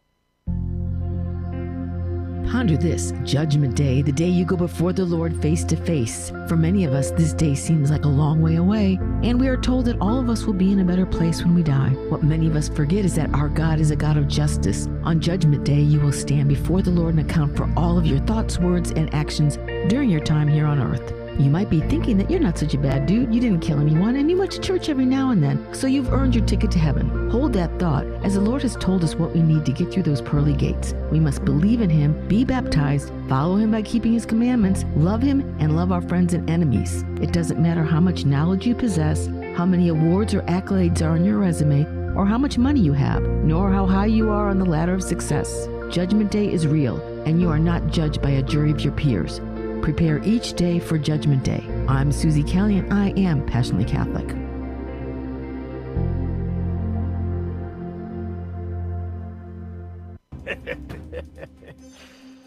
Get in. We're stealing homes. We're not like those other home criminals that steal your stuff. We steal your hard-earned home equity. We find your property online from the public record. Got it. Create a deed transfer that makes us the homeowners. Got it. And borrow tons of cash against your equity, and you won't know till the foreclosure notice hits months later. Just go to HometitleLock.com/Godzilla. Protect yourself. I'm Lenny McGill, founder and CEO of GlockStore.com. For over 30 years, I've supported the Second Amendment rights of free men and women to protect themselves and their families with firearms. We offer the very best in both selection and prices on Glock handguns, custom Glocks, Glock magazines, and high-performance shooting accessories at GlockStore.com. We also have the finest retail showroom and our Shoot 270 shoot rooms right here in Nashville, Tennessee. Come visit us at GlockStore.com, and you'll be glad you did. This Christmas, my heart is filled with gratitude. The birth of Jesus Christ changed the world forever, bringing hope, peace, and a Savior who walks with us through every season. I'm grateful for this community, for your kindness, and for the chance to serve alongside you in a meaningful ways throughout the year ahead. From my family to yours, Merry Christmas. May God bless you, your home. Happy birthday, Jesus. Paid for by Mark Pody for Senate, Candace Graham Treasurer. Welcome back to the Michael Patrick Leahy Show. Now, here's Michael Patrick Leahy. EJ? Yes, sir. If you have not purchased all of your Christmas gifts, I have the perfect gift for your favorite populist constitutional conservative fan. Okay. Are you ready? That could be a very wide circle. That's right. For my friends and family. We want a wide circle. Okay, so now available, we have an ebook coming out on our famous documentary, How the Deep State Took Down Richard Nixon. Nice. 90-minute documentary, which you can watch for free right now on Rumble with a whole bunch of ads. The ads kind of irritate me. Yeah. Yeah. But if you want to watch it with no ads and you want to get the associated ebook, which we're doing pre-orders on the ebook, which we're finishing it up right now. You'll be able to download the ebook on January 4th, but you can buy it now if you purchase our ebook bundle right now for $9.95. You can immediately watch our 90-minute documentary, How the Deep State Took Down. Nice. Ad-free? Ad-free. I love that. And in addition to that, on January 4th, when we release the ebook, you can get it. So just go to michaelpatrickleahy.com, michaelpatrickleahy.com. Look in the upper right-hand corner, click on ebook bundle, and there you go. Pre-order. There, see, nice. Look at this. See, pre-order, isn't that nice there? You pre-order it right now, and then easy breezy PayPal or PayPal, Venmo, whatever. Perfect. $9.95, and it is the. That's for a nice little stocking stuffer. You print that out, stick it in. Print it out, stick it in. Yep. It is a stocking stuffer. You got that right. Okay, well, I got another stocking stuffer, which is I think Chip Roy. Here's a stocking stuffer. Hey, I have a love-hate relationship with that guy. I know. I totally get it. But this part we're going to love. And I think he'll be a very good... He's running for Attorney General of Texas. And as you know, in this weird world in which we live, Attorney Generals, particularly Republican Attorneys General, can have a big impact. And we have... Sure. Look right here in Tennessee. I think we've got one of the best. The best. Jonathan Skrmetti. And Ken Paxton, the incumbent, is pretty good in Texas. Chip Roy, I think, he's got a really good idea. It's called the Pause Act. Let's play it right now. Here we go. Chip Roy, clip 3. This is the radical Democratic Party that are more interested in playing politics and trying to focus on protecting those who want to endanger Americans than standing with an administration and the president and Secretary Noem who want to secure Americans. So you asked me about the Pause Act. The fact of the matter is we have 51.5 million people in this country who are foreign born. That's about 16% of the population. That's higher than at any other point in our history. So go back to 1920. Where we had maybe a similar percentage. It was about 15%.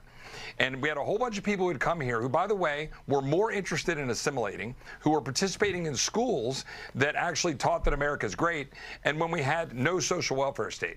Today, we have millions of people who have come here who don't want to assimilate, who aren't in schools teaching that America's great, and they are on the social welfare state. We need to pause immigration. We need to fix our system. We need to end diversity visas, end chain migration, the kind of people that allow their cousins and uncles and aunts to come in. We need to stop the abuse of H-1B visas. We need to end birthright citizenship. We need to codify what the president has done.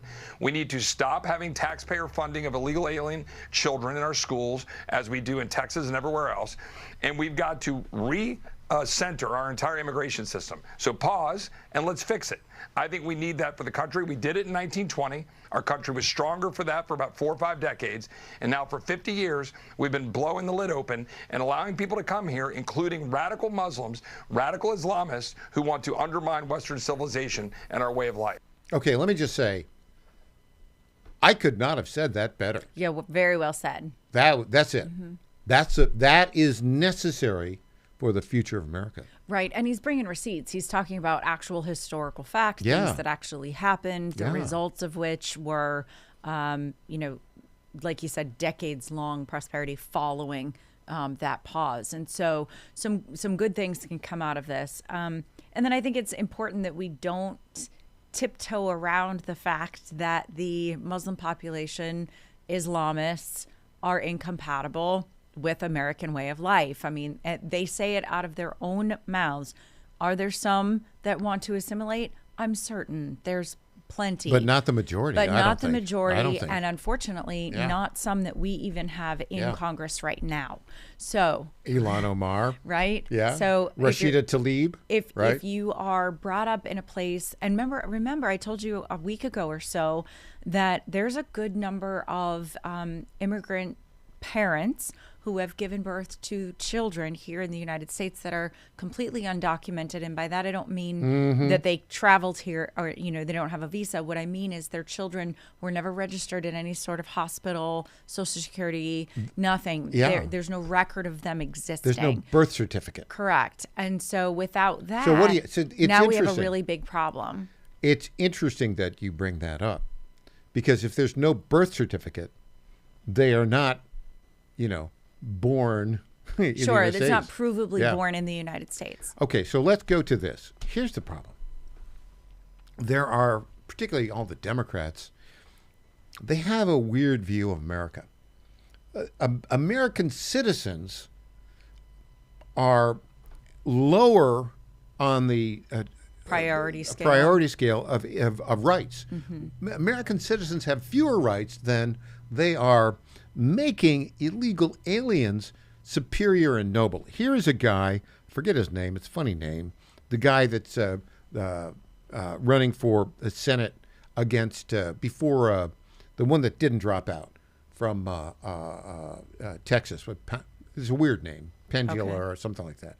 Doesn't matter, because listen to what this guy has to say. I think he's a little bit even or a little bit ahead of Crockett in the primary. Oh, okay. Democrat primary. Yeah, Democrat primary. Got you. This guy talks about how illegal aliens are superior to American citizens. Play this clip right now, clip 5. Do you know any undocumented immigrants? No, I do not. When I was a teacher on the west side of San Antonio, I taught a lot of students who were undocumented. And I don't want to stereotype, but those students tended to be the most patriotic, the hardest working students that I had in the classroom. They understood something about this country that even I, as a native-born American, often take for granted. They believed that this was a land of opportunity, and they were ready to do whatever it took to make it in this country. And that's what generations of Italian and Irish immigrants did in this country. And I think I just got to stop. This guy's name is James Tallarico. I think he's a Democrat congressman now. Yes, and former teacher, as you heard him say. Hello. Okay. Yeah, former teacher. Right. Okay. In Texas, in particular, there are many districts, and I'm gonna stereotype a little bit here, but I don't know which one he was in, but if he had a large population of immigrants, they're buried under having English as a second language, teachers and they call them paras, like helpers in the classroom, because there's so many children who don't know how to speak English. So I find it interesting that he's kind of spouting off. I'm going to call him a fraud. I do not believe him. This is my personal opinion. I do not believe him when he says that he had students that knew more about America and loved it more than his American students. Yeah, I don't believe him either. Not I mean, for a he's minute. making that up. This is all the mantra. How is it that Democrats think those who broke the law and can't speak English are somehow morally superior and should Right. have more legal rights than American citizens? Yeah, well, obviously, It's crazy. and more benefits, more handouts, Yeah. more free phones, more housing assistance, more food assistance, more. I mean, if you take out the foreign-born and temporary Mhm. protective status, this is that is going to forever. Every chance I get, I'm going to mention TPS Mhm. because temporary should be temporary. But if you take those folks out of most of the charts that you see, you know, about crime, Mhm. about welfare benefits, SNAP benefits, healthcare benefits, you take out the temporary and immigrant population, and it's almost like we don't have a problem anymore. Yeah. Right? It's almost like Yeah. we could afford to handle it with the Mhm. taxes that we pay or less. There's an attitude, some Somali immigrants, there's been this clip of a Somali guy saying, Yeah. "You dopey Americans, you're working hard so I can sit on my rear end and do nothing. You work all day. and- You're a dog." Yeah. Yeah, keep I think, being I think they feed us some of that stuff, though, to get angry, don't you? Might be. But Right? The algorithms do. Yeah, maybe. Maybe. Maybe.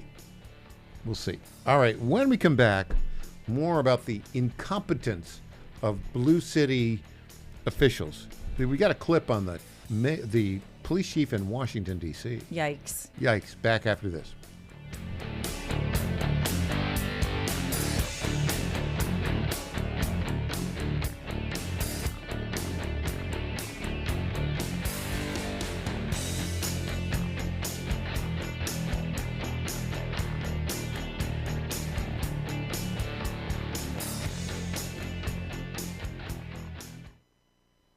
Let's be real. Losing weight isn't just about looking good. It's about taking back control of your overall health. 42% of adults in America are classified as obese, and obesity is directly linked to severe health issues. If you've tried diets and different workouts with no success, it's not your fault. Big Food and Big Pharma have rigged the system against you with contradicting information, leaving you confused. But there's good news. The Wellness Company just launched Drop, a GLP-1 peptide oral drop formula developed by their chief medical board, specifically designed to support your metabolism, curb cravings, and help you shed weight. That's right. No injections, no risk of the severe side effects we're seeing with the Ozempic. Start your weight loss journey today and get $100 off, plus free shipping. Go to twc.health/Godzilla and use promo code Godzilla100. That's twc.health/Godzilla. Promo code Godzilla100. Take action today for a healthier tomorrow. Attorney General Miyares and John Fredericks talk about skill games. They're unregulated slot machines. They pop up in 7-Elevens in every corner of Virginia. The General Assembly has spoken on this. Skill games. These things are illegal. It's the Wild Wild West. Fights break out. Robberies increase. Skill games. They prey on the less fortunate. I say it's a tax on the poor. They're breaking the law. My job is to enforce the law. These machines are not allowed. Enforce the law and get them out of there. When you see skill games, call the local sheriff. These things are illegal. Paid for by Churchill Downs. In 2008, the amount of concentrated time people could spend on a task without becoming distracted was 12 seconds. 5 years later, it was only 8 seconds, 1 second less than a goldfish. If you're often distracted or have trouble recalling information, you're likely to fall behind in the demanding, fast-paced 21st century. In other words, brain performance is more critical now than ever. Boost your brain power with Healthy Cells Focus Plus Recall. Science-backed nootropics to help you sharpen focus, concentrate longer, enhance recall, improve mental speed, learn rapidly, and be more alert. It's a pill-free brain supplement made with maximum absorption ingestible gel technology, designed to feed your brain at the cellular level. Take it for a test drive. Go to healthycell.com and use code GODZILLA for 20% off your first order of Focus Plus Recall. That's healthycell.com, code GODZILLA for 20% off. Is your pet ready for some pawsome fun? At Creekside Pet Hotel in Kennesaw, every day is a tail-wagging adventure. Whether they're romping with friends in day camp, enjoying a staycation in our cozy boarding, or getting pampered in our luxury spa, we make sure every furry guest gets the royal treatment. Happy pets, wagging tails, and the best care. What more could they ask for? Book your pet's perfect getaway today at creeksidepethotel.com or give us a call at 770-422-4700. My fellow Americans, I was this close, very close, to buying from the lumber yards. These are sick people. But I turned my head at the last second, and I saw a big, beautiful ad for D.T. McCall's. These are highly respected people. If I had not turned my head at the last second, I would have been ripped off at some lumber yard for $200 in hidden charges, and D.T. McCall & Sons are never going to do that. They'd never do that to you. These are great people. I've known them for a long time. They have great deals, and I just have to say, nobody knows deals like I do. D.T. McCall & Sons has locations in Lebanon, Carthage, Lafayette, Cookeville, and Franklin, and they have been family-owned in Middle Tennessee for over 100 years. These are tremendous people. D.T. McCall & Sons. Check out one of their stores today. Impersonator not endorsed by Donald Trump. Welcome back to the Michael Patrick Leahy Show. Now, here's Michael Patrick Leahy. And welcome back to the Michael Patrick Leahy Show. Well, we're talking with E.J. Host about the insanity of Blue City elected officials, appointed officials. They just can't seem to do anything. Here's an example of that. Here's a report on the recently resigned police chief in Washington, D.C. She was a black woman. I don't know if she's a lesbian or not. She but was she's the first ever appointed black woman, in which 2023. Means, yeah. And the deal is, if you're the first ever fill in the blank, apparently you can do whatever you want. Sure. Except until it all falls apart. Clip number 8. All right. And moments ago, U.S. Attorney Jeanine Pirro here in Washington, D.C., responding to allegations the D.C. crime data was manipulated by the outgoing police chief, Pamela Smith. That claim coming from a new House Oversight Committee report. Our congressional correspondent, Bill Malugin, with the latest on Capitol Hill. Bill? Well, John, Republicans on the House Oversight Committee say their investigation concluded that this outgoing D.C. police chief was trying to make the city seem a whole lot safer than it really was, and she was doing it by allegedly cooking the books on crime statistics. So the Republicans on the committee say their investigation consisted of interviewing 7 different D.C. Metro police commanders who represent all of the patrol districts out here. So she was cooking the books, allegedly. And then she's gone now. And pressuring other people, commanders and whatnot, right. to. It sounds more like falsified documents, to be perfectly honest. You know, when you're filling out a police report, one of the things that Mayor Bowser, right, Muriel Bowser of D.C. made a big deal about all over the news, made headlines for days, is that D.C. was at an 8-year low of homicides, right? And that's why they were fighting Donald Trump coming in with National Guard, et cetera. That 8-year low was false. Apparently that was falsified. You know, they were calling something, natural causes or calling something other than a homicide when it was actually a homicide. Yeah, that knife in his back was natural causes. Allegedly, right. Yes, yes. Okay, let's go back to the theme of crazy Democrats who can't get anything done. I mean, we could do a show almost every single day on this, I think. Because there's something crazy coming. Let's go back towards your stomping grounds in Maine. Yeah. So you've got these grifter Somali immigrants, 81% of them on welfare in Minnesota. Yeah. The weirdness of this, I saw this. Okay, so you're from Somalia, which is a hot desert country. Right. They moved to frozen Minnesota. Sure. Well, they wear a lot of clothes.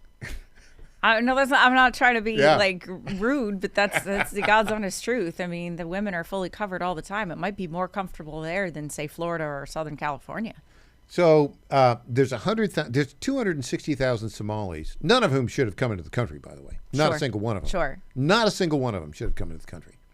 This is all, This Bill goes Clinton, back Barack George Obama. Bush, Barack Obama. Yeah. Yeah. It's been they years. they abused the Refugee Resettlement Act, basically. Okay. So, anyways, but they're there. There they are. There's 260,000 Somalis in the country, 81% in Minnesota on welfare. Yep. 100,000 and Maine. Yeah. Well, the big communities are 100,000 in Minnesota, Minneapolis, about 50,000 in Columbus, and then for some godforsaken reason, there's 10,000 or so Want to hear my prediction on in that? Maine. Yeah, tell me. Money, money, money, money, money. Yeah. Follow the money. Follow Most money. likely the state is, or the counties or both, somebody's getting paid on that, whether it's a Yeah. Catholic or Lutheran charity or it is a local politician. Somebody's making money off of that. So Maine Democrats, who are complete idiots, I mean, To put it lightly. I mean, they're just nuts. They say, "Oh, we want more Somali immigrants here to sit on their rear ends and get welfare money, and we want the governor of Maine, who's by the way is running for Senate. Yep. We want the governor to introduce a bill to make it illegal for ICE to detain illegal Somalis in Maine." Let's play that clip right now. Show you how crazy they are. Organizers and candidates calling on Governor Janet Mills to sign a bill into law that would prevent local and state police from working with ICE on deportations. You're talking about trying to collaborate with ICE to snatch families off the street. That's wrong. I would sign a bill. This is what democracy looks like. Okay. Oh, is this what democracy looks like? I mean, aren't we It's tired of exhausting. that? Yeah, it we're is so tired of that. exhausting. I think they should keep going though, because we are exhausted of that, and it pretty much guarantees that they won't take control of the Senate. I mean, Maybe. and this is. I think the fatigue is real. Like Democrat fatigue is real. We are tired of hearing from Jasmine Crocker. We are tired of being told that illegal immigrants are a good thing for every community, and everywhere. superior to American citizens. Right, and and deserving of our taxpayer money. I mean, you wouldn't go to your neighbor's house, reach into their wallet and pull out $10 and just be like, yeah, I need it more than you. But that is what's happening. They are literally coming to their new neighbors' homes and taking money out of their pockets. So, it's incompatible. Remember, they don't want to assimilate. They don't want to learn the language. They don't want their children to learn the language. They don't want their women to have the same rights that we say women should have. So it's bizarre to me that Democrats who are all, feminazis and all the, everybody gets the rights and they're all about rights all the time, are perfectly fine with a community that doesn't give rights to women. That's outrageous.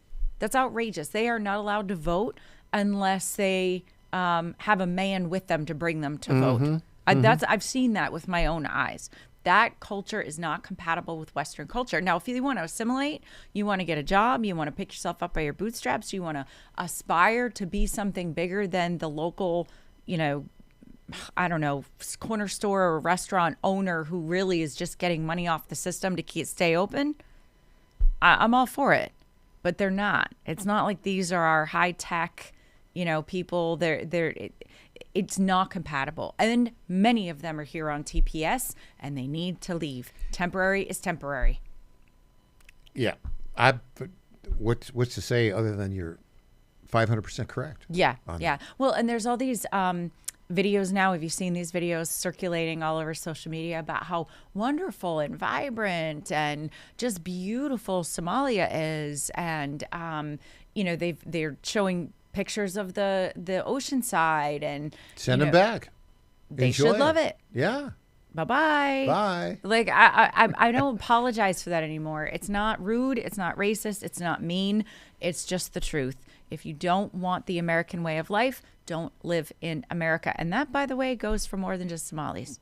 All these Democrats who are running for office who want to change, we want to change Maine to be more like Somalia. No. Why don't you go to Somalia and see how much you like it? Yeah, what's wrong with these people that think, they do want to make Maine like Somalia? Why? Same in Minnesota. Twin Cities. Like, why? Mayor Jacob Fry of Minneapolis couldn't even choke down a bowl of some native food. It was like goat soup or something. But it was like some oat and corn and spice thing, whatever. It doesn't matter. Like, good, bad, or ugly, that's not what America is. You know, we're happy to be a melting pot. We're happy to welcome in people who are going to make the country better. But by and large, the Somali community is uninterested in doing that. They are literally here to take over. And I'm not going to apologize for saying it because I've seen it with my own eyes. Yeah, they're here to take over. Mm-hmm. How stupid. Well, how stupid are the politicians who are just like, no, I want to learn a couple of phrases in your language, and I want to eat your food, and I want to hop around and dance like you do, and you're all great. We just want more of you. Okay, how do you intend to pay for that? Like, I always go back to who's getting paid. Somebody's getting paid. Are you suggesting that certain blue states want Somalis because there's bunch of fraud going on and they want their piece of it? And maybe some federal grants and things like that. I'm not suggesting, I'm saying it flat out. Yes, that is my belief. Yeah.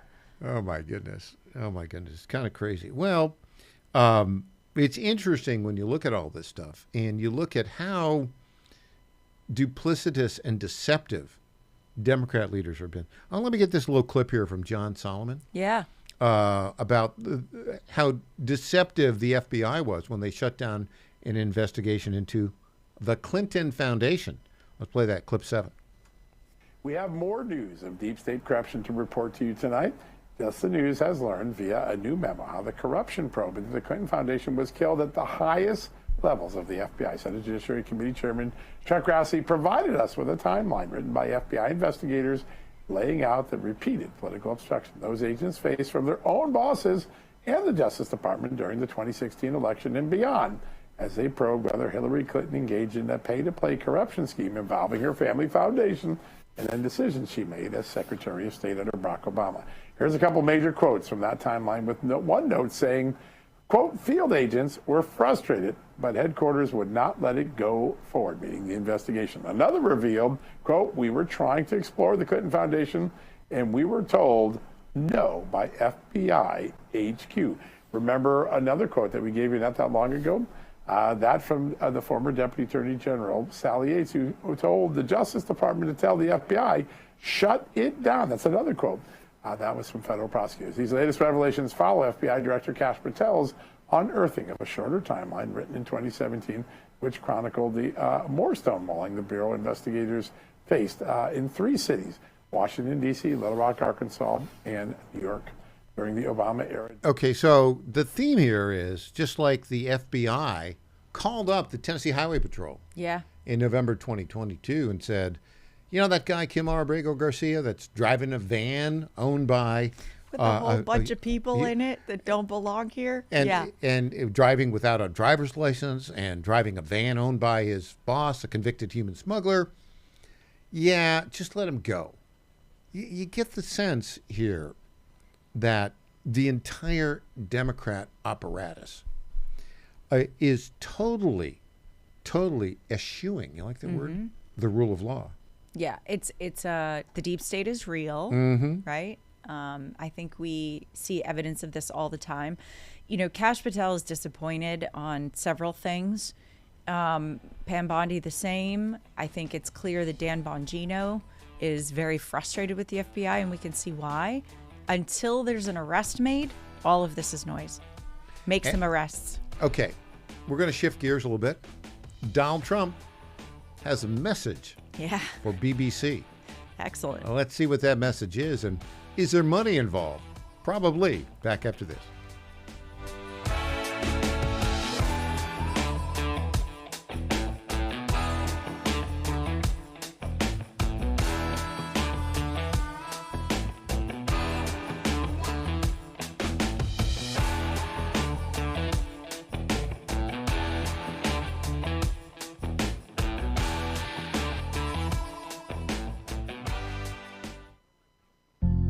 Ponder this. Do you ever pray to God for something you really want or need? Do you ever feel like your prayers were never heard or answered? Maybe you are praying for your favorite team to win a championship game, only to come up short and settle for runner-up. Perhaps you prayed for a promotion that you were passed over, and there's always the lottery ticket purchase. You know, praying for a winning $1 million ticket? In these circumstances, you might feel like your prayers were not heard or answered. Don't be discouraged. Your prayers were heard and answered, just that the answer was no. You see, the Lord answers prayers in the same way a good father answers requests from his children. Even Jesus was turned down in the prayer to his Father, requesting to let the pain and suffering from the cross pass from him. However, the Lord added to this request, "Not my will, but thy will be done." With every prayer and petition, consider ending it in this manner: "Not my will, but thy will be done." The Lord hears and answers all prayers. It's just that sometimes he says no. I'm Susie Kelly, and I am passionately Catholic. Is your fur baby looking a bit rough? Transform them from shaggy to snazzy with Befur and After Pet Grooming in Marietta, Georgia. Their top-notch groomers pamper your pups with baths, custom cuts, and nail trims that'll have them strutting like show dogs. From mobile grooming vans to their cozy salon, they'll make your pet spa day a tail-wagging blast. Book now at BefurandAfterGrooming.com. Befur and After, where pets go from grr to glamorous. If you've tried everything for cheek redness or breakouts and nothing works, it's not your fault. The real cause might be deeper than you think. Introducing Clear Skin Ivermectin Cream from the Wellness Company, a prescription-strength, dermatologist-developed formula that helps reduce inflammation, balance bacteria, and restore your skin's natural glow. This triple-action cream combines 3 medical-grade ingredients for powerful results: azelaic acid to unclog pores and fade dark spots, metronidazole to control bacterial imbalance and redness, and ivermectin to calm irritation and eliminate skin parasites that contribute to rosacea and acne. Together, these ingredients work to reduce bumps, swelling, and redness while supporting smoother, healthier, and more radiant skin over time. Formulated and compounded in the United States, this FDA-approved cream is trusted by doctors for visible and lasting results. Experience clear, confident skin with the Wellness Company's Clear Skin Ivermectin Cream. U.S. residents only. Head to twc.health/Godzilla and use code Godzilla to save $20 off, plus free shipping. The Cats and Cosby Show. It's the top news of the day. There's a number of Democratic members of Congress who are pushing for impeachment. They're not just going after the president, going after RFK Jr. and others. It's a common sense recap of the big stories. Judge Weinberg. Listen, it's the most important midterm in our lifetime. Cats and Cosby, weekdays 5 Eastern, 4 Central on the stations of the John Frederick Media Network. This is a big deal. Hey there, it's Lenny McGill, founder and CEO of GlockStore.com. For over 30 years, I've supported our Second Amendment rights with GlockStore.com, the world's #1 source for Glock handguns, parts, and accessories. I also support accurate, unbiased journalism like The Michael Patrick Leahy Show. His team broke the Kilmar Abrego Garcia traffic stop and was the first to obtain that video. Independent journalism at its finest. Visit us at GlockStore.com, listen to Michael Patrick Leahy, and make America great again. This is State Senator Mark Pody. As Christmas approaches, I want to pause and celebrate the true reason we gather together, Jesus Christ. His birth changed everything, and in my own life, he's carried my family through storms and reminded us that his love never fails. My prayer to you and your family is that you feel the love of a Savior who came for you.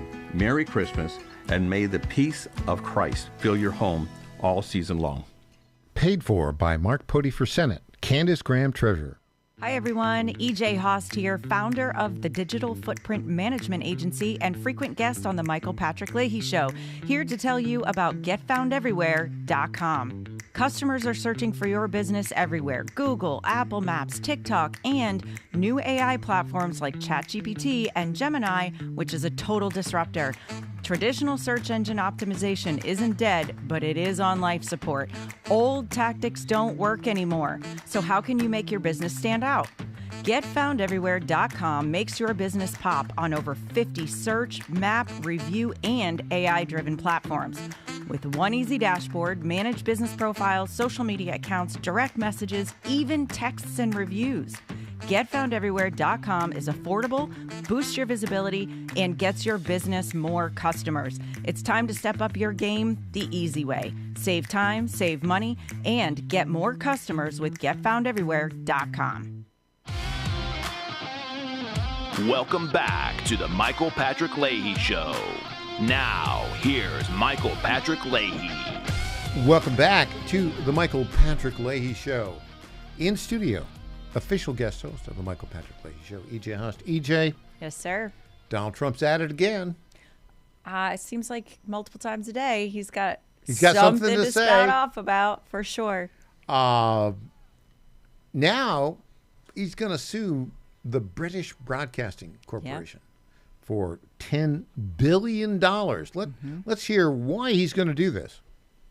In a little while, you'll be seeing I'm suing the BBC for putting words in my mouth, literally. They put words in my mouth. They had me saying things that I never said coming out. I guess they used AI or something. So we'll be bringing that lawsuit. A lot of people are asking, when are you bringing that lawsuit? Even the media can't believe that one. They actually put terrible words in my mouth having to do with January 6th that I didn't say. And the beautiful words that I said, right? The beautiful words. Talking about patriotism and all of the good things that I said, they didn't say that, but they put terrible words.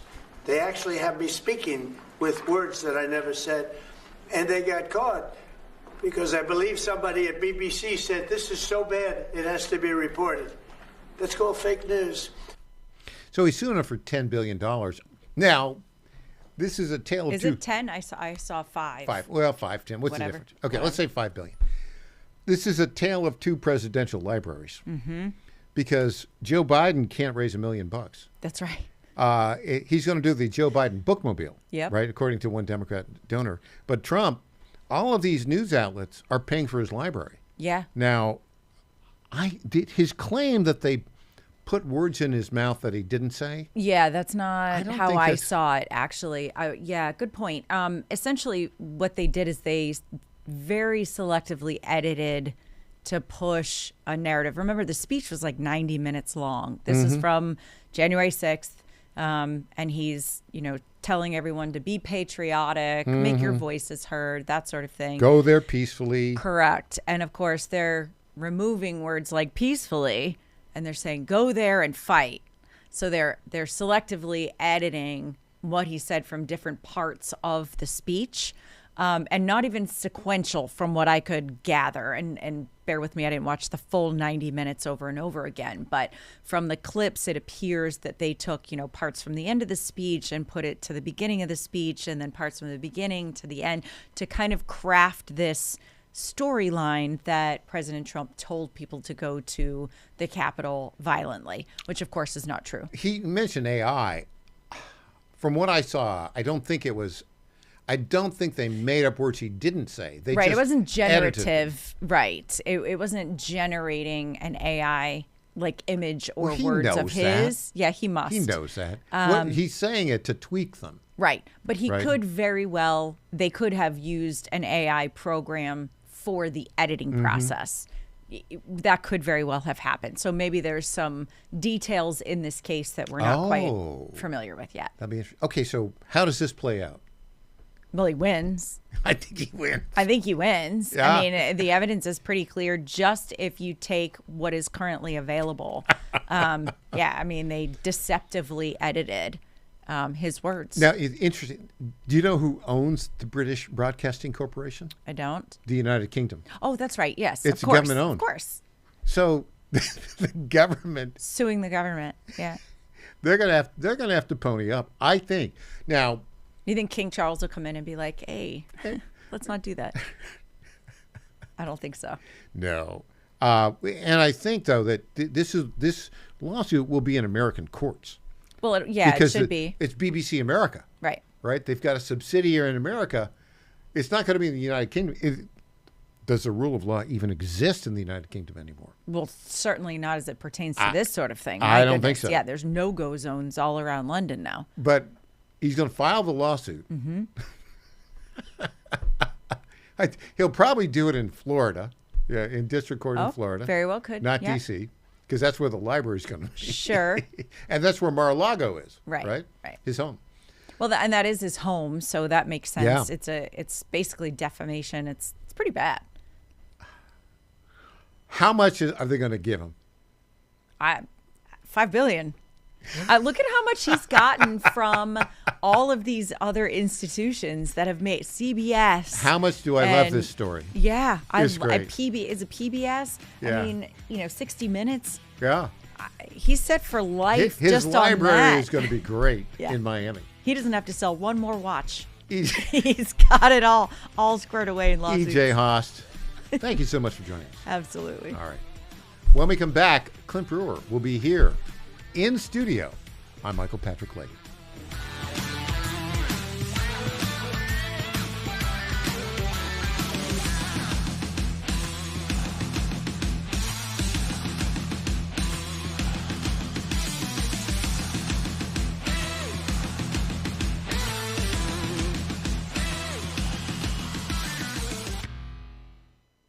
The Cats and Cosby Show. It's the top news of the day. There's a number of Democratic members of Congress who are pushing for impeachment, not just going after the president, going after RFK Jr. and others. It's a common sense recap of the big stories. Judge Weinberg. Listen, it's the most important midterm in our lifetime. Cats and Cosby, weekdays 5 Eastern, 4 Central on the stations of the John Frederick Media Network. This is a big deal.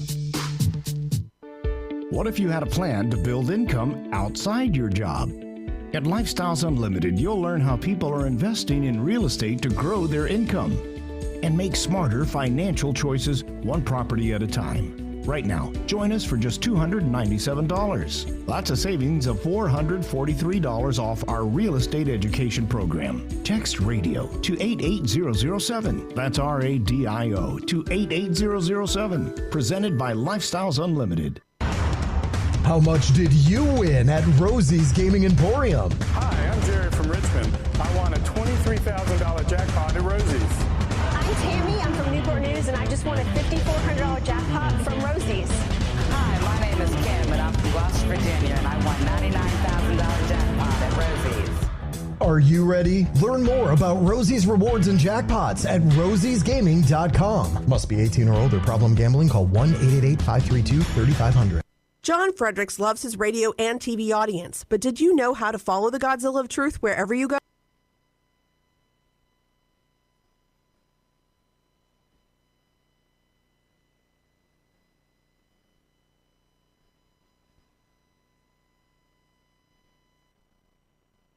Nashville, KQPN, West Memphis, AM 760, AM 730.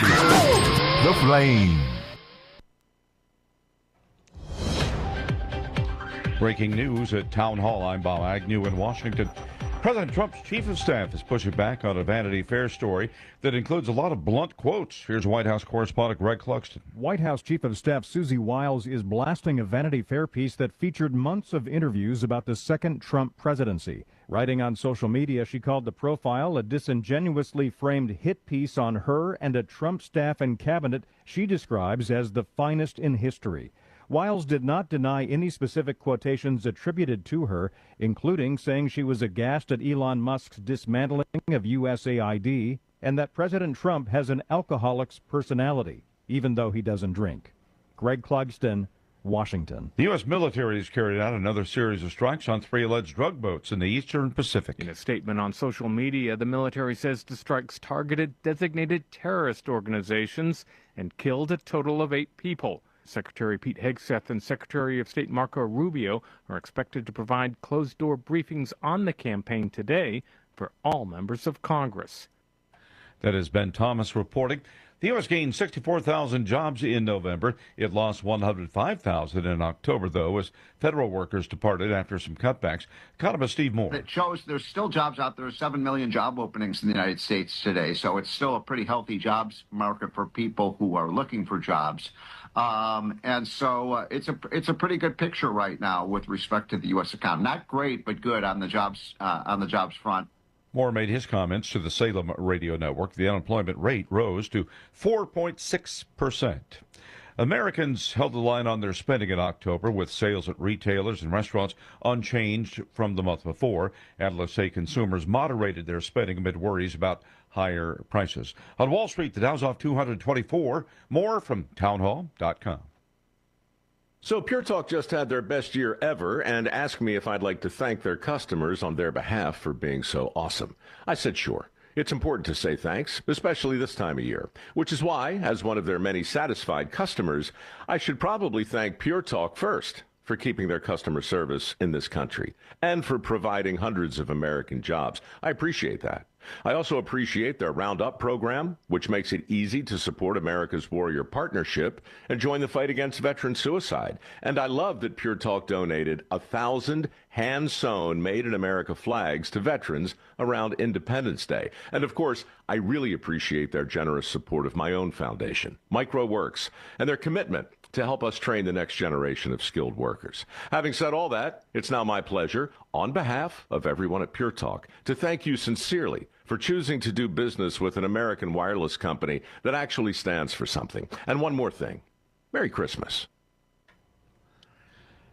And now here's Rich Thomason with a Midday Wall Street Business Report. Ford is pivoting away from its once ambitious electric vehicle plans. The decision comes amid financial losses and waning consumer demand for the vehicles. Instead, it'll invest in more efficient gasoline engines and hybrid EVs. The Detroit automaker, which has poured billions of dollars into electrification along with most of its industry peers, said it will no longer make the F-150 Lightning electric pickup truck, instead opting for an extended range version of the vehicle. Keith Peters, Washington. The company behind the Roomba vacuum, iRobot, is filing for Chapter 11 bankruptcy protection, sending its stock down sharply. While America's employers added 64,000 jobs last month, the government says 105,000 jobs were lost in October. I'm Rich Thomason. You'll find breaking news and analysis at townhall.com. Federal authorities have announced the arrests of 4 alleged members of an extremist group suspected of planning bombing attacks in Southern California. Akil Davis is the FBI assistant director in charge of the Los Angeles field office. The subject arrested envisioned planting backpacks with improvised explosive devices to be detonated at multiple locations in Southern California, targeting U.S. companies. These bombs were to blow up at the same time on midnight this New Year's Eve.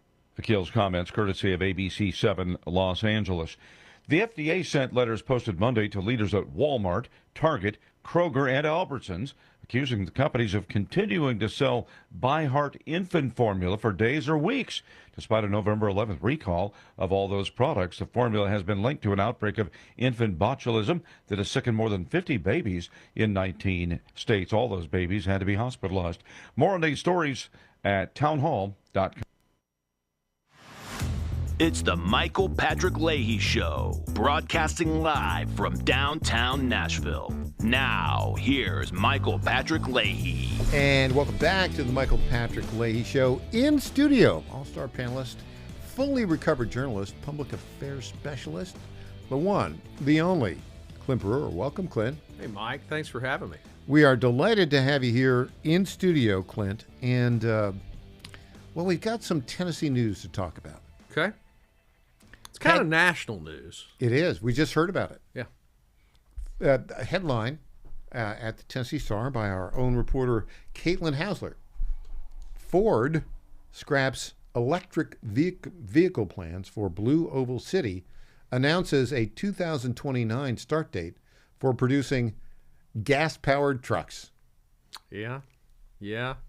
Market changed a lot since the time that announcement was made. Not only the market, the tax incentives from the federal government. Yeah, the public policy from the federal government around electric vehicles. A lot has changed, and you know, I mean, I think there's. I just don't know there's ever going to be a future where there's not a market for a gas-powered Ford F-150. Oh, it's the most popular truck in America. I mean, I don't necessarily view this as a negative for the state at all. The delays have been, difficult. But they are. I mean, we'll talk about that here in a bit. More on the statement. This is from Ford. Quote: "These new affordable gas-powered trucks will broaden Ford's truck family and extend its market leadership," they said. With the production shift, Ford is renaming the Tennessee Electric Vehicle Center at the Blue Oval campus. They're going to call it now the Tennessee Truck Plant. Ah. That's what it should have been from the very beginning. It's a good state to have a truck plant. What trucks are they making there? Have they said what models or what they're doing? I think it's the F-150s. Okay. Yeah, I mean, because those are like the big deal. The most relied upon truck in America. Yeah, the deal, Blue Oval City, this was this big mess out in West Tennessee, right? How long had that been around, that development? Well, this would be your area of expertise. No, it was an initiative that started during Governor Phil Bredesen's administration, where they acquired land. This was during a period of time when automotive manufacturing was really migrating to the South because of the right-to-work laws here and ready labor force. And certainly Nissan had proven you could make cars in the South and trucks in the South. And so even Saturn. Even GMA? Yeah, GM Nissan, also. all those sorts of. So Volkswagen. So I mean, this was part of initially the land acquisition and the concept was a Bredesen era initiative. Then Governor Haslam took it over. The site was prepped and made ready with infrastructure. I was on the team of people at the State Department of Economic Community Development. I actually developed my team most of the marketing around Blue Oval City to market what was then called the West Tennessee Megasite. Yeah, I remember that. The West, it sounds like, and when you say a megasite, it sounds like, you've got environmental hazards. Well, a megasite is a term used in economic development for a site that's over 1,000 acres. And then the marketing was pivoted to the Memphis Regional Megasite to sort of underscore the fact that it's within an hour's drive of Shelby County. And, that recruitment went on, and Governor Lee came in, and his team successfully landed Ford. And, Ford's experienced some headwinds in the market that a lot of companies do. I mean, as we noted earlier in the segment, they sort of the desirability of electric vehicles has changed. The people have learned that for some of the uses, they're not super practical. For others, they are. If you're getting around a major American city or an urban area, I think they're probably pretty useful. If you're trying to go long distances, it can be difficult, and the prices are very high for a lot of electric vehicles. So they just didn't hit the way I think that a lot of manufacturers thought they would. Ford stayed out of the electric vehicle space for a very long time, and they kind of got forced into it by the federal government. It seems to me. I think they sort of felt like they needed to be in the space, and they partnered with a great company out of Korea, SK. That's one of the world leaders in battery technology. And yet, what's happened with that deal? Well, they're essentially no longer in a joint venture because they don't need the batteries.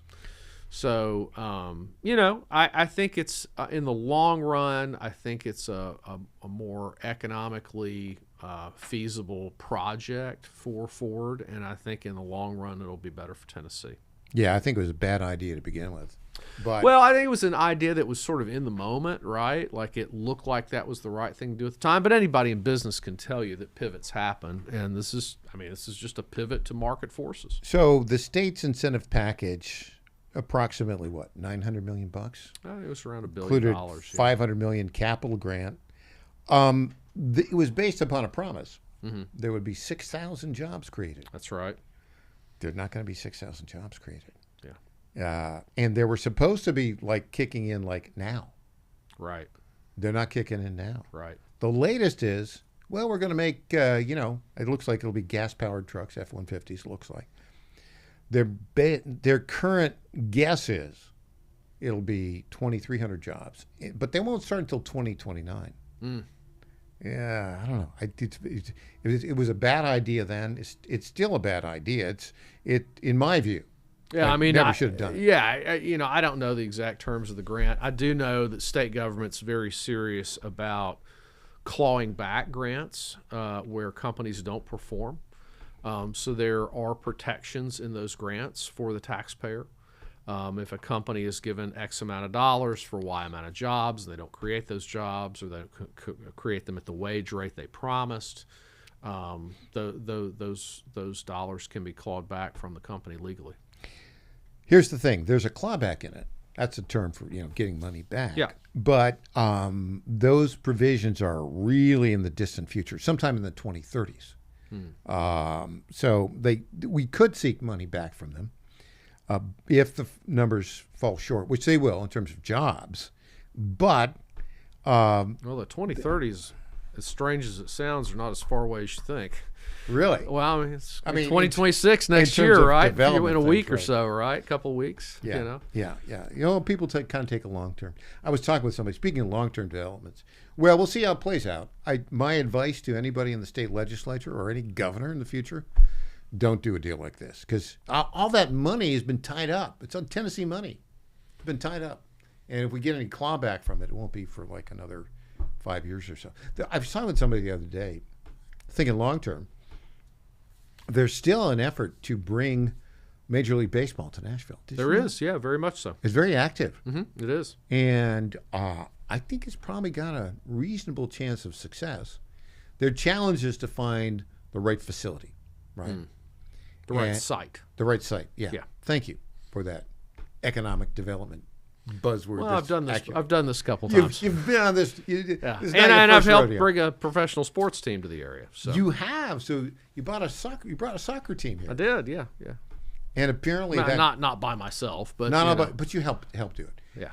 And even though soccer bores me to tears, I'm not the only person in Middle Tennessee. And a lot of people in Middle Tennessee like soccer. Oh, yeah. It's been a successful in effort. Williamson County, it's a huge youth sport. Huge. Yeah. Huge. And the soccer team is apparently that deal has been successful. Oh, yeah. I mean, they won the first and only trophy a championship a professional sports team's ever won in the state of Tennessee this year. So here's the other thing about this. I think Major League Baseball, they're trying to bring them in here. I'm not opposed to it. No. Except I don't want a single taxpayer dollar devoted to the stadium. Right. Would you agree with me on that? I mean, I agree that's your viewpoint. I mean, look, I mean, the reality is these deals really don't get done without public participation. Now, I know that makes a lot of people mad. And makes me mad. I get that, but hey, when we come back, because that's way off in the future. We have some breaking news today. Okay. 3 o'clock this morning. It's a Kilmar Abrego Garcia update. Okay. Ooh, back with Tom Pappard after this.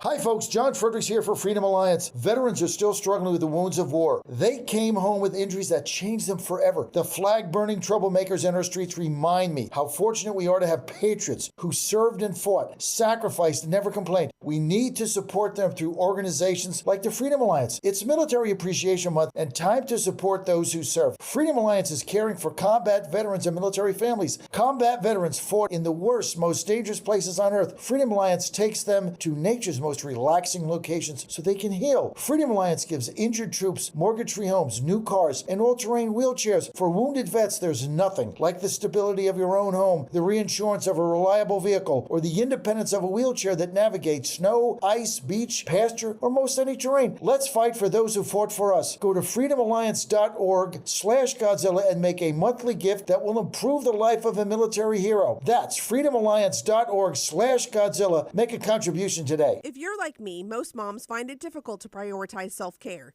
Hi, it's Colleen, Program Director at the John Fredericks Media Network. With the demands of programming 13 radio stations, it's easy to forget about the things I should do for myself daily. And that's why I started with our company's Women's Challenge with Native Path Collagen Peptides. It's affordable and convenient care in just 1 scoop a day. There are so many incredible health benefits like bone and joint support, metabolism booster, and hair, skin, and nail improvement. I like to take a moment each day to prioritize myself and indulge in the health-boosting benefits of Native Path Collagen Peptides. I love mixing it up with all the different smoothie recipes, too. Learn more about Native Path Collagen Peptides and read 7 important reasons why you should be taking collagen peptides at getnativepath.com/Godzilla. Prioritize your self-care with Native Path Collagen Peptides. Try it risk-free for as low as $21 today and get free shipping at getnativepath.com/Godzilla. Target.com. Target.com is an online e-commerce tire retailer. We are here to serve the American public with the best possible customer service, the best pricing, and we make it extremely easy We have many name brands and a lot of low-cost tires. The price is right, and it's easy. You go online to Target.com, TIREGET.com, Target.com. You go there, you put your zip code in, all the inventory displays right in front of you. You can call in for help if you want to. We'll help you get the tire that you need. But we will take the tires you buy and at no extra charge deliver them to the dealer right by your house where they will be installed at the market price. It's easy. The best price, the best service, great people to deal with. Thank you for going to Target.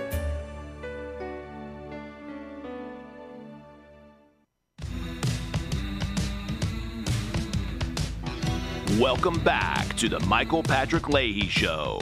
Now, here's Michael Patrick Leahy.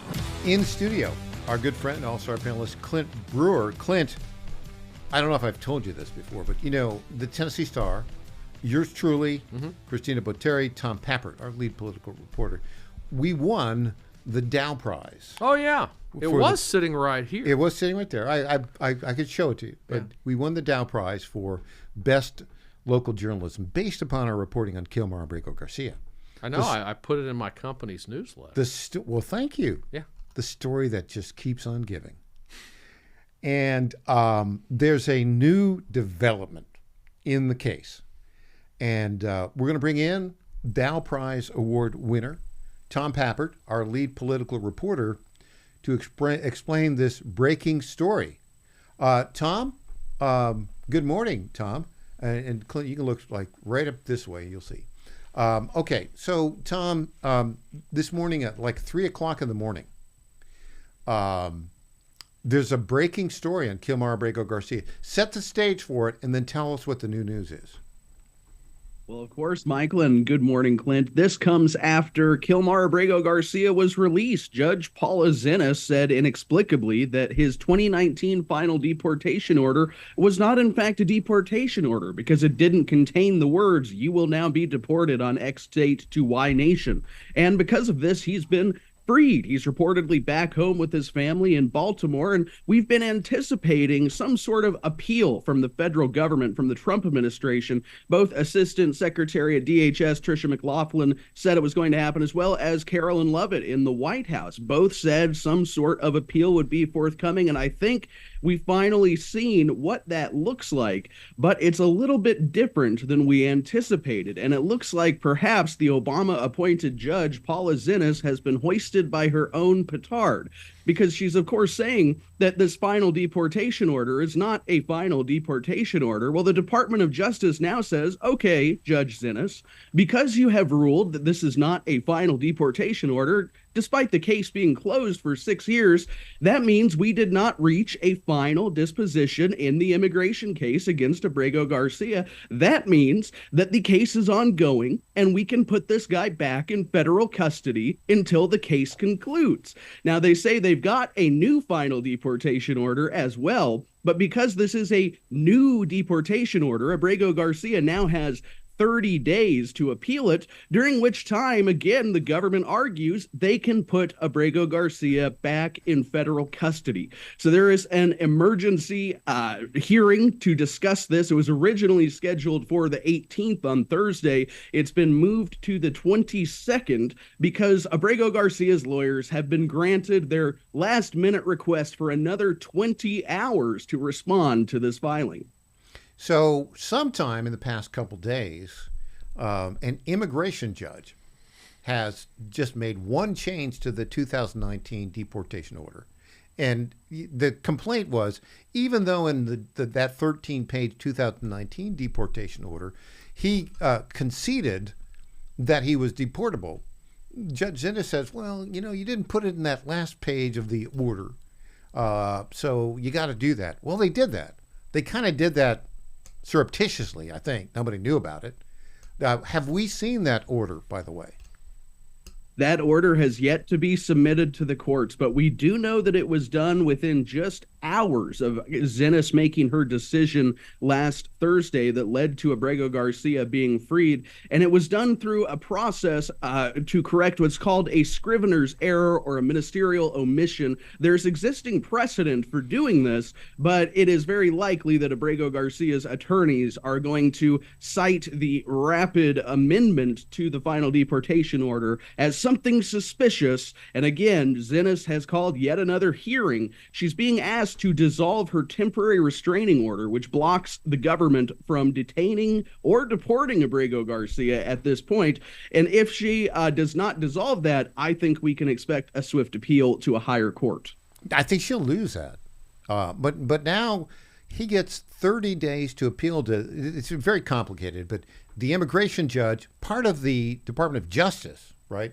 The immigration judge has now a final deportation order that says, yep, you're ordered to be deported. He has 30 days to appeal to the Bureau of Immigration Appeals, part of the Department of Justice. He will lose that appeal. And then he's stuck, right? They're going to appeal, of course. But then that will be a final deportation order, and then they can deport him.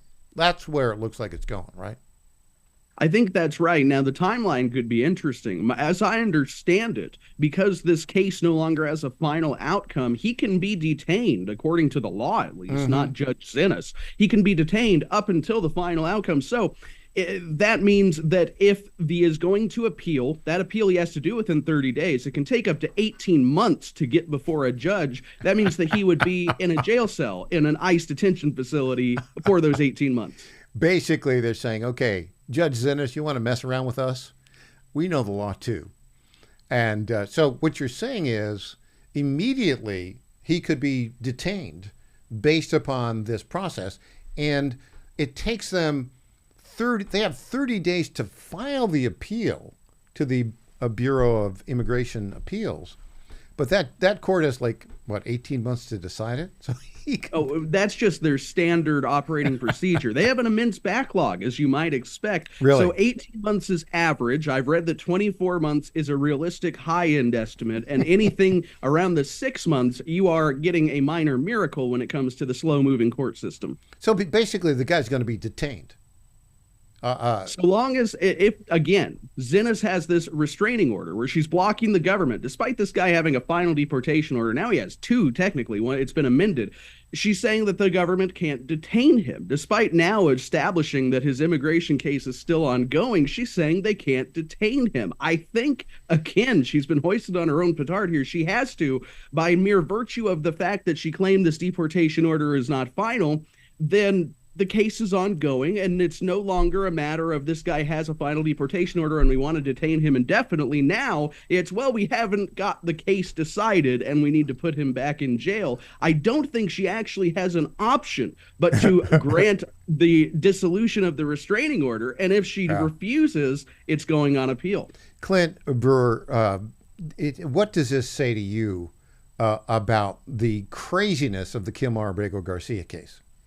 Well, it just kind of mirrors the court system in general, right? I mean, it's a lot of process. For Tom, I guess early on, there was a lot of discussion about, did this gentleman have a criminal record? Was he involved in gang activity? Is the sort of debate in court over the substance of the deportation order still a factor, or are we now just all down to process?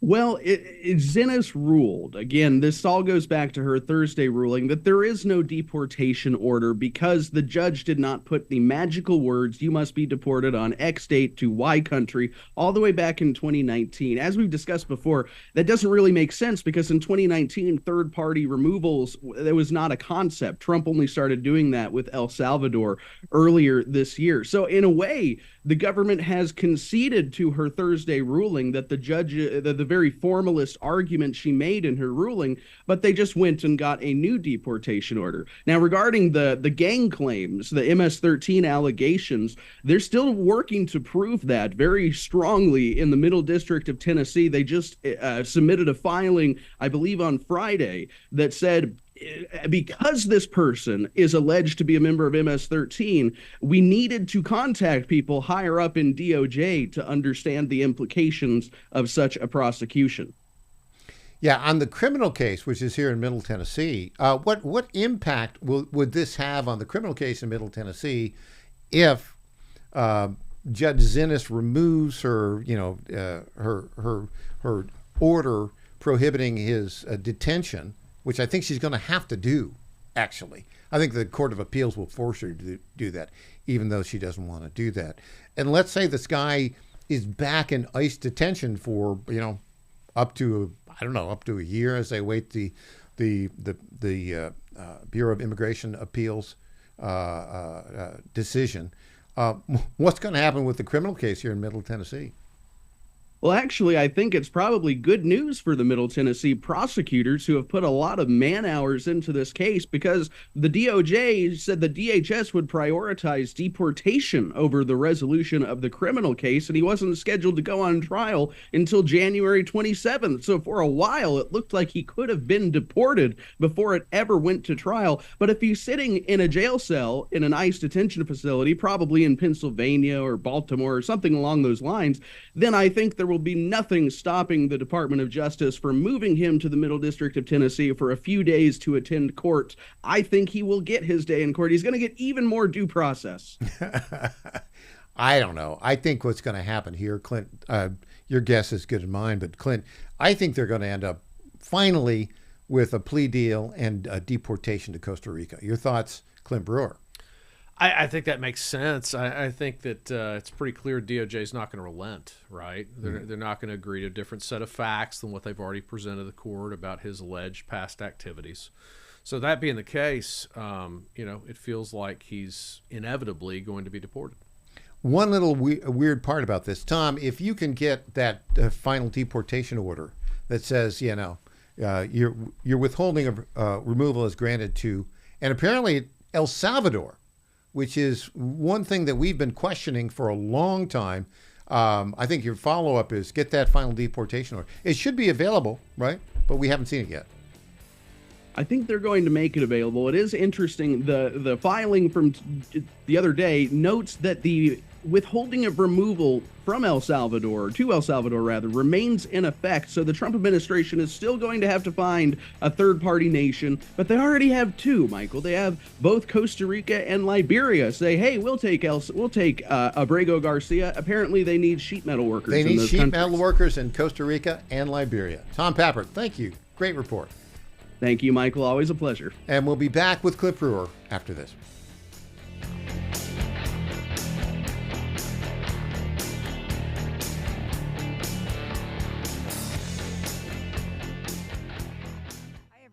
EJ Haast here, founder of the Digital Footprint Management Agency and frequent guest on the Michael Patrick Leahy Show, here to tell you about GetFoundEverywhere.com. Customers are searching for your business everywhere: Google, Apple Maps, TikTok, and new AI platforms like ChatGPT and Gemini, which is a total disruptor. Traditional search engine optimization isn't dead, but it is on life support. Old tactics don't work anymore. So how can you make your business stand out? GetFoundEverywhere.com makes your business pop on over 50 search, map, review, and AI-driven platforms. With one easy dashboard, manage business profiles, social media accounts, direct messages, even texts and reviews. GetFoundEverywhere.com is affordable, boosts your visibility, and gets your business more customers. It's time to step up your game the easy way. Save time, save money, and get more customers with GetFoundEverywhere.com. This is State Senator Mark Pody. Government is limited to what it is supposed to do. One of the things that is critical that we're supposed to be working on is transportation. Here in Middle Tennessee, our roads need more help.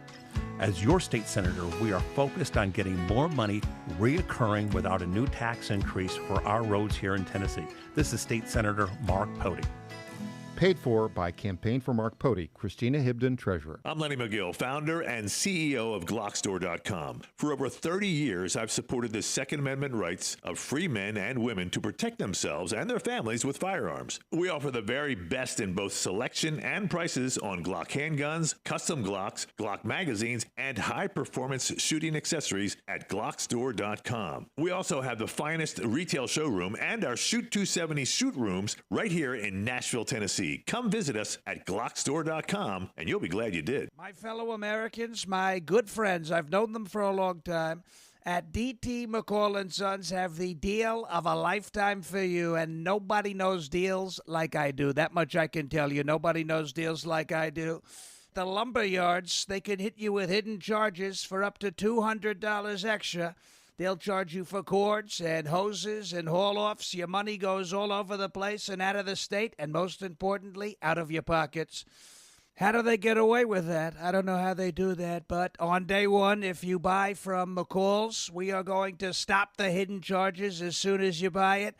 DT McCall & Sons has locations in Lebanon, Carthage, Lafayette, Cookeville, and Franklin, and they have been family-owned in Middle Tennessee for over 100 years. Head to one of their stores today or check them out at dtmccalls.com. You're going to love it, believe me. Impersonator not endorsed by Donald Trump. Welcome back to the Michael Patrick Leahy Show. Now, here's Michael Patrick Leahy. Welcome back. In studio, Clint Brewer, a good friend, all-star panelist. Clint, a lot of violence over the weekend. The Brown murders, Brown University murders, the murder of Rob Reiner and his wife by his son, allegedly. Yeah. Terrible stuff. And then, of course, in Australia, they have two Islamist terrorists who take their guns and massacre 15 people celebrating Hanukkah, the Jewish holiday, on a beach in Australia. Now, a couple things to say about that. In America, we have a Second Amendment. Mm-hmm. There are about 500 million guns for 350 million people in America. In Australia, it is a privilege, not a right, to have a gun. That's right. And they've got about 25 million people. You got to apply and get a license. Only 4 million people. There are only 4 million guns in Australia. Well, they did a mandatory government-enforced gun buyback program in 1996. Mm-hmm. Took 650,000 weapons away from people. So there were just two guys who apparently had registered their guns, Islamist terrorists. They walked up to the beach and they murdered 15 people and injured, I think, 30. That would never happen in America. Jewish people. Yeah, Jewish people. Primarily Jewish, yeah. I think primarily Jewish people. It wasn't a theft. It wasn't a robbery. It wasn't a heist. It was a terrorist act motivated by religion and ethnicity. Correct? Yes, and because of the gun laws there, nobody on the beach had a gun. This happens in America. I promise you. I don't care where the beach is. There'd be plenty of guns coming back at them. Yeah. I would say. The Australian Prime Minister came out, and his answer here is, we need more gun control. And he was pointing his finger at who the problem is in Australia. Let's play this clip. We take ASIO's advice very seriously. We work closely with them. We receive regular updates as well. The Director General of ASIO has warned about a range of threats, be it anti-Semitism, the rise of right-wing extremist groups as well. Okay, so the problem is right-wing extremism. You've got anti-Semitic Islamist terrorists killing 15 people. He's saying it's right-wing extremism. Then we have American politicians jump into the fray. Chuck Schumer cited the Australian incident, and here's what he had as a solution. Clip 2. And separately, Congress must also take action against another poison of our age, that of rampant gun violence. Australia is no stranger to gun safety legislation. They famously took strong action in the 1990s and saw gun violence plummet. Yesterday, Australia's Prime Minister said the country will take another look at their gun safety laws and see where they can make improvements. If Australia can find courage to act after a tragedy like the one in Bondi Beach, Congress should certainly find the will to act after a tragedy. How stupid is this guy? So the problem is gun ownership, not the fact that their government allowed radicalized terrorists to buy firearms. Yeah, and the radicalized terrorists got the firearms. The average citizens were not allowed to get the firearms.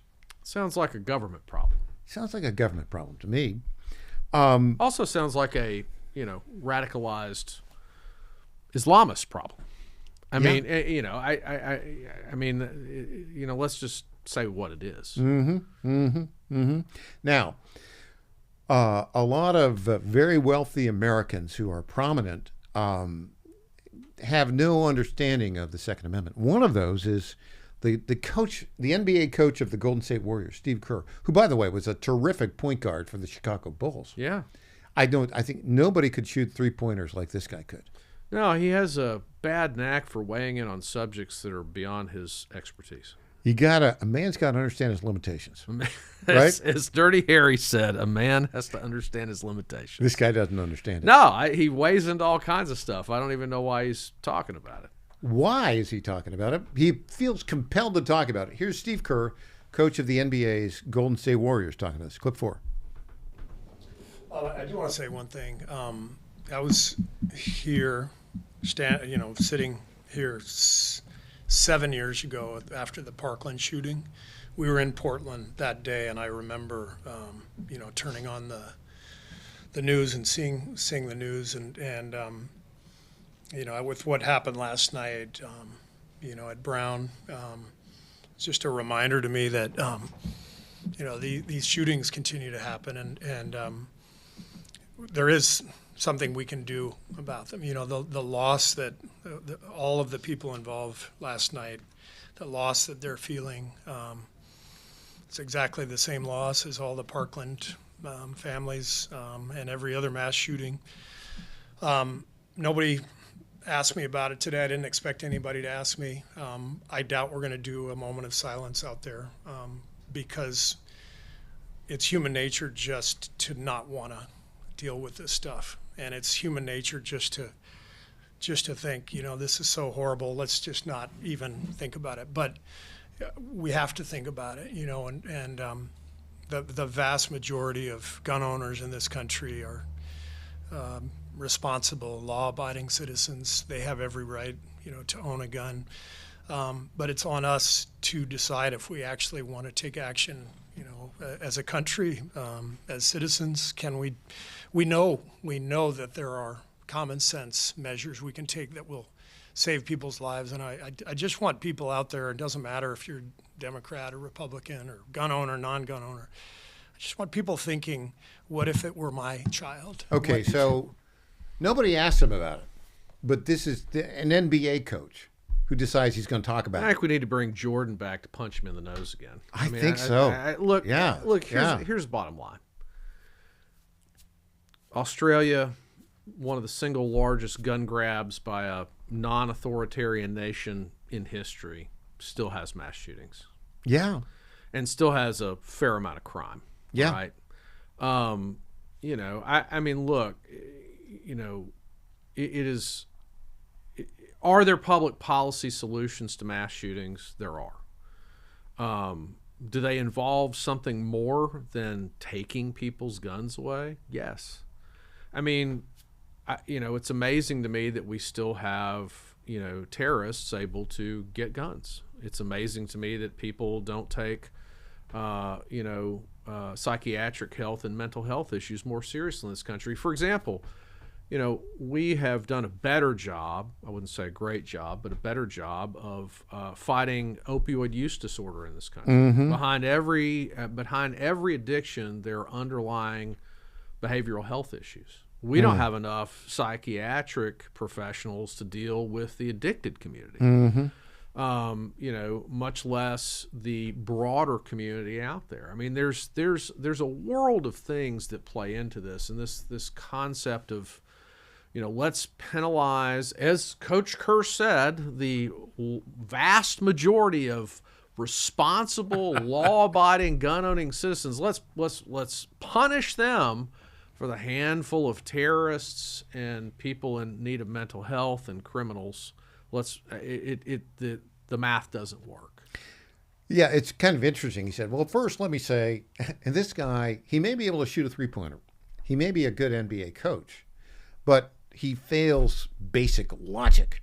Right. On the one hand, he says, well, the vast majority of people who own guns are good people, and you don't need to do anything with them. And then, but let's control it all.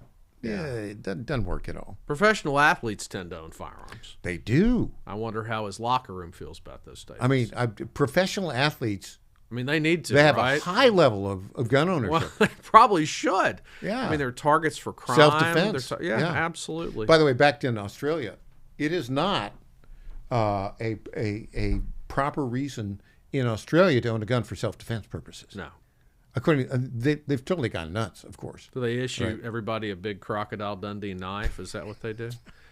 I mean, look, this sort of thing of let's compare one country and their population and policies to us. I mean, it's completely different. It's a different dynamic. It's a different population. Our constitutions are different. The founding of this country is different. I mean, the only reason we have a country is because of gun ownership. Amen, brother. I mean, the only reason we were even able to defeat the army of the single largest empire on the planet was because of a well-armed militia. It's part of American gun ownership is part of American culture. Now, are there things we can do to stem the tide of these mass shootings? There are, but it would require people like Chuck Schumer not making speeches like that. And actually having a dialogue about what these problems are. And, I mean, Bondi Beach, it's a terrorist act, right? I mean, people flew airplanes into the Pentagon and the Twin Towers. Do we ban airplanes? I mean, those were terrorist acts. I mean, it's a nonsense dialogue. Nancy Pelosi is retiring.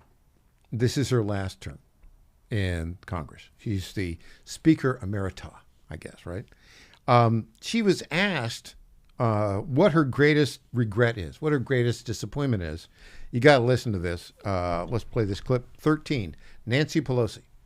So that's your proudest achievement. What's been your biggest disappointment? My disappointment, I always have it, and I'll never give up on it, is guns. A four-letter word, guns.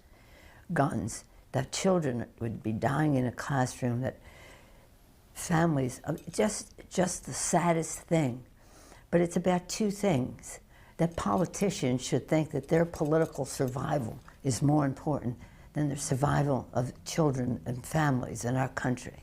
And that the gun industry, I'm not talking about lobbyists here, I'm talking about the gun industry with endless big money just deciding that they are going to have it their way at the cost of lives in our country so they can make a profit. And it's a global issue too. I mean, you understand that guns are a border issue as well. But they don't care. Okay, so I don't even know where to start with how wrong that is. I mean, first of all, the gun industry does not have endless funds. It does not. If you know anything about the firearms industry, it is an industry that operates on tight margins. It's very subject to economic swings. We're not talking about big oil here. And you got a lot of them have gone bankrupt because of liability issues that have come about. You have. So that's just completely wrong. And I when she was talking about her biggest regret, I just assumed there was a stock she had missed. This is why we pay you the big bucks. I mean, look, she has proven herself to be one of the most corrupt politicians in U.S. history. And the fact that you literally can just mimic her investments and become rich ought to tell you everything you need to know. I mean, look, I'm not saying that we don't have work to do in this country on gun policy. It's far too easy to buy guns and transport them across state lines and sell them in other states where those guns are not allowed. It's far too easy to transfer firearms without proper documentation. I mean, there's a raft of things that you shouldn't be allowed to do. It's easy for people like the Covenant School shooter to go get tactical training. I mean, I think that we've got work to do around this, but this idea of we got to go get the guns, this sort of West Wing television show kind of notion is just, it's misguided. Clint, when we come back, it's News Potpourri, but we're also going to have a breaking story in News Potpourri. Okay. Back after this. Okay.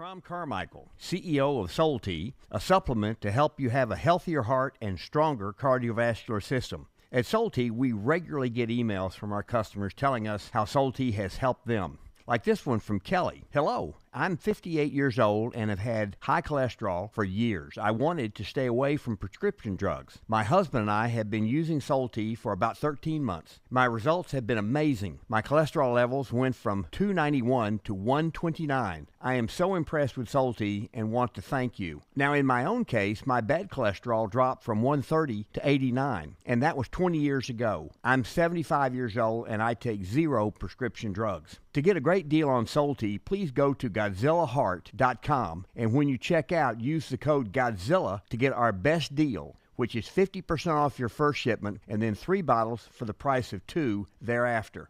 You don't have to live with a broken heart. Do you suffer from Try declining Soul Tea bone and today. joint health? Hi, it's Tina with the John Fredericks Media Network. And when I heard about our company's Women's Challenge, I jumped on the opportunity to test this amazing supplement that's already restoring my bone density, soothing my joint pain, and helping me regain lost mobility. I've experienced so many benefits in such a short time with Native Path Collagen Peptides because they support my bones and joints, boost my metabolism, and unleash the most radiant skin and hair since my 20s. In just 2 weeks, my knee stiffness is gone, and I'm already hitting the gym more aggressively. And I get so many compliments on my glowy skin and shiny hair. Native Path Collagen Peptides are so easy to take. They're tasteless, odorless, and mix great with my morning coffee. Read thousands of 5-star reviews at getnativepath.com/Godzilla. Level up your self-care with Native Path Collagen Peptides. Try it risk-free for as low as $21 today. And get free shipping at getnativepath.com/Godzilla. In 2008, the amount of concentrated time people could spend on a task without becoming distracted was 12 seconds. 5 years later, it was only 8 seconds, 1 second less than a goldfish. If you're often distracted or have trouble recalling information, you're likely to fall behind in the demanding, fast-paced 21st century. In other words, brain performance is more critical now than ever. Boost your brain power with Healthy Cells Focus Plus Recall. Science-backed nootropics to help you sharpen focus, concentrate longer, enhance recall, improve mental speed, learn rapidly, and be more alert. It's a pill-free brain supplement made with maximum absorption ingestible gel technology, designed to feed your brain at the cellular level. Take it for a test drive. Go to healthycell.com and use code GODZILLA for 20% off your first order of Focus Plus Recall. That's healthycell.com, code GODZILLA for 20% off. Welcome back to the Michael Patrick Leahy Show. Now, here's Michael Patrick Leahy. Welcome back to the Michael Patrick Leahy Show. Well, Clint Brewer, it's that time of day. Again, it's time for News Potpourri. Yes, ladies and gentlemen, News Potpourri. This is the portion of the program we talk about those stories that are of note, don't necessarily merit a full segment, and have a touch of irony, or in this case, I got to bring this up. Story just broke today. Susie Wiles, Chief of Staff of the White House, who has been a paragon of saying nothing to nobody about nothing. Apparently, Vanity Fair has an article which has a number. We won't get into the details, but a number of revelations they attribute to her, which they claim are kind of incendiary. My question to you, I like Susie Wiles. Why would you consent to an interview with left-wing Vanity Fair? I don't know what the terms are. I think Susie Wiles has been fantastic. I mean, I think she's masterful during the election. I think that she's run a tight ship at the White House. I haven't read the story. I just don't know. Susie. I know what other media is reporting about the story, but it's very hard to tell from media reports what another publication story says. Yeah. But, I mean, the most important thing is, Susie, just don't do interviews. I mean, she's been very good about that until now. Yeah, it's been a lot of message control, and I don't know the circumstances. I don't either, but it's a bit troubling. Okay, a breaking story. You ready? Just the news. It's really good. It's a good story. FBI repeatedly warned the Department of Justice did not have probable cause to raid Donald Trump's home. How about that? Oh, wow. That just broke. The FBI in the summer of 2022. This is by John Solomon, our good friend John Solomon, and Jerry Dunleavy. This was published. It actually was published this morning, but updated literally 6 minutes ago. So you're getting it hot off the presses. Wow. Okay. The FBI in the summer of 2022 raised repeated objections to raiding Donald Trump's Mar-a-Lago home in Florida, warning agents that they did not believe that agents did not believe the Biden Justice Department had enough evidence to establish, quote, probable cause that the then former president had broken the law in handling classified documents, according to bombshell memos turned over Tuesday to Congress. Wow. It's pretty big, I would say, right? Can you explain to an auto pen that it doesn't have probable cause for search? Apparently not. Does the auto pen not hear you? I guess that's how it works. So here's from the memo. The FBI's Washington field office has conducted approximately X number of interviews related to this matter. Very little has been developed related to who might be culpable for mishandling the documents. A June 2022 FBI memo declared, quote, from the interviews, FBI's Washington field office has gathered information suggesting there may be additional boxes at Mar-a-Lago, but the Washington field office has been drafting a search warrant affidavit related to these potential boxes, but has some concerns that the information is single source, right? Because you're supposed to have multiple sources, has not been corroborated. Well, that would be a problem, and may be dated. The Department of Justice Counterintelligence and Export Control Section opines, however, that the search warrants meet the probable cause standard. Really? It's interesting. It might meet the probable cause standard to go into a low-level drug dealer's apartment, but not the former president of the United States. The optics there are too difficult. This is all related to the stuff that we've been working on about due process. Right. So if you're an illegal alien and your name is Kilmar Abrego Garcia, and you were caught driving a van owned by your boss, a convicted human smuggler in Tennessee, and you didn't have a valid driver's license, and you were transporting 9 illegal aliens who can't speak English, you get superior rights and due process. The FBI calls Tennessee Highway Patrol, lets you off. Big time lawyers get paid millions of dollars to defend everything about you. But if you're the former president of the United States, Donald Trump, you don't get that due process. Right. How about that? Yeah. Yeah. Well, I mean, lawfare's real. I think if the midterms flip the House, you're going to see more of it. That is a true statement. Yeah. It's a troublesome statement. Mm-hmm. But, I think it might be. Okay, let's talk. Let's close out with your little bit of football. We got 12 teams in the college football playoffs. Yeah. Who's a favorite, do you think? Oh, gosh. I don't know. I mean, I would have said Ohio State before the Indiana game. Indiana looked pretty good.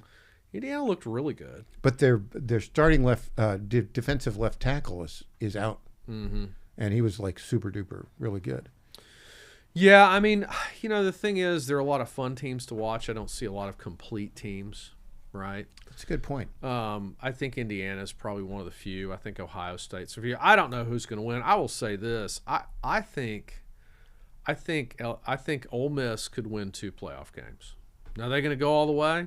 I don't think so. It would be kind of fun if they did. I think they can beat Tulane, and I think they can beat whoever's next. So might make it into the I've seen them. semifinals. I've seen them play this year, and they're good. Okay, they're last legit. question. What are the odds that James Madison University becomes college football champion? They're the 12th team. I think you got more chance of being elected president of the United States, Mike. I think you're right. Statistically. I'm not announcing, folks. Yeah. All right, Clint Brewer, always a pleasure to have you. Thanks so much for joining us. Thanks for today. having me, Mike. Up next, just a reminder, go to michaelpatrickleahy.com, michaelpatrickleahy.com, click on ebook bundle, and you can get for $9.95 our complete, without commercials, our complete documentary, How the Deep State Took Down Richard Nixon, and January 4th, you're pre-ordering our ebook, which has got a lot more information on it. We'll be back tomorrow morning. Up next, Rob Carson. I'm Michael Patrick Leahy. Thanks so much for joining us.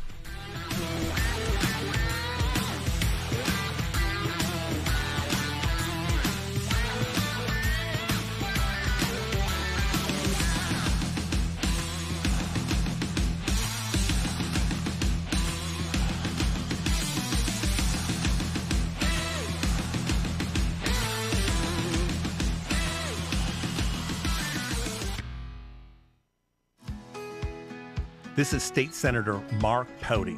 Government is limited to what it is supposed to do. One of the things that is critical that we're supposed to be working on is transportation. Here in Middle Tennessee, our roads need more help. As your state senator, we are focused on getting more money reoccurring without a new tax increase for our roads here in Tennessee. This is State Senator Mark Pouty. Paid for by Campaign for Mark Pouty, Christina Hibden, Treasurer. Hey there, it's Lenny McGill, founder and CEO of GlockStore.com. For over 30 years, I've supported our Second Amendment rights with GlockStore.com, the world's #1 source for Glock handguns, parts, and accessories. I also support accurate, unbiased journalism like The Michael Patrick Leahy Show. His team broke the Kilmar Abrego Garcia traffic stop and was the first to obtain that video. Independent journalism at its finest. Visit us at GlockStore.com. Listen to Michael Patrick Leahy and make America great again. FlatFeeNashville.com is a full-service real estate brokerage that charges homeowners a upfront flat fee of $999 to completely list, market, and sell your home. We are all about saving consumers money, saving that equity. Nobody should hire an agent and feel like when that agent walks in the door, that agent is more concerned about the down payment on their next Mercedes purchase versus saving the equity that those homeowners have worked hard for. I've spent my entire career in ensuring that the equity that people save and they put into their monthly mortgage every single month, as much of that as we possibly can goes back to them when they go to list and sell that home. The idea is to give homeowners the ability to really create generational wealth. FlatFeeNashville.com, FlatFeeNashville.com.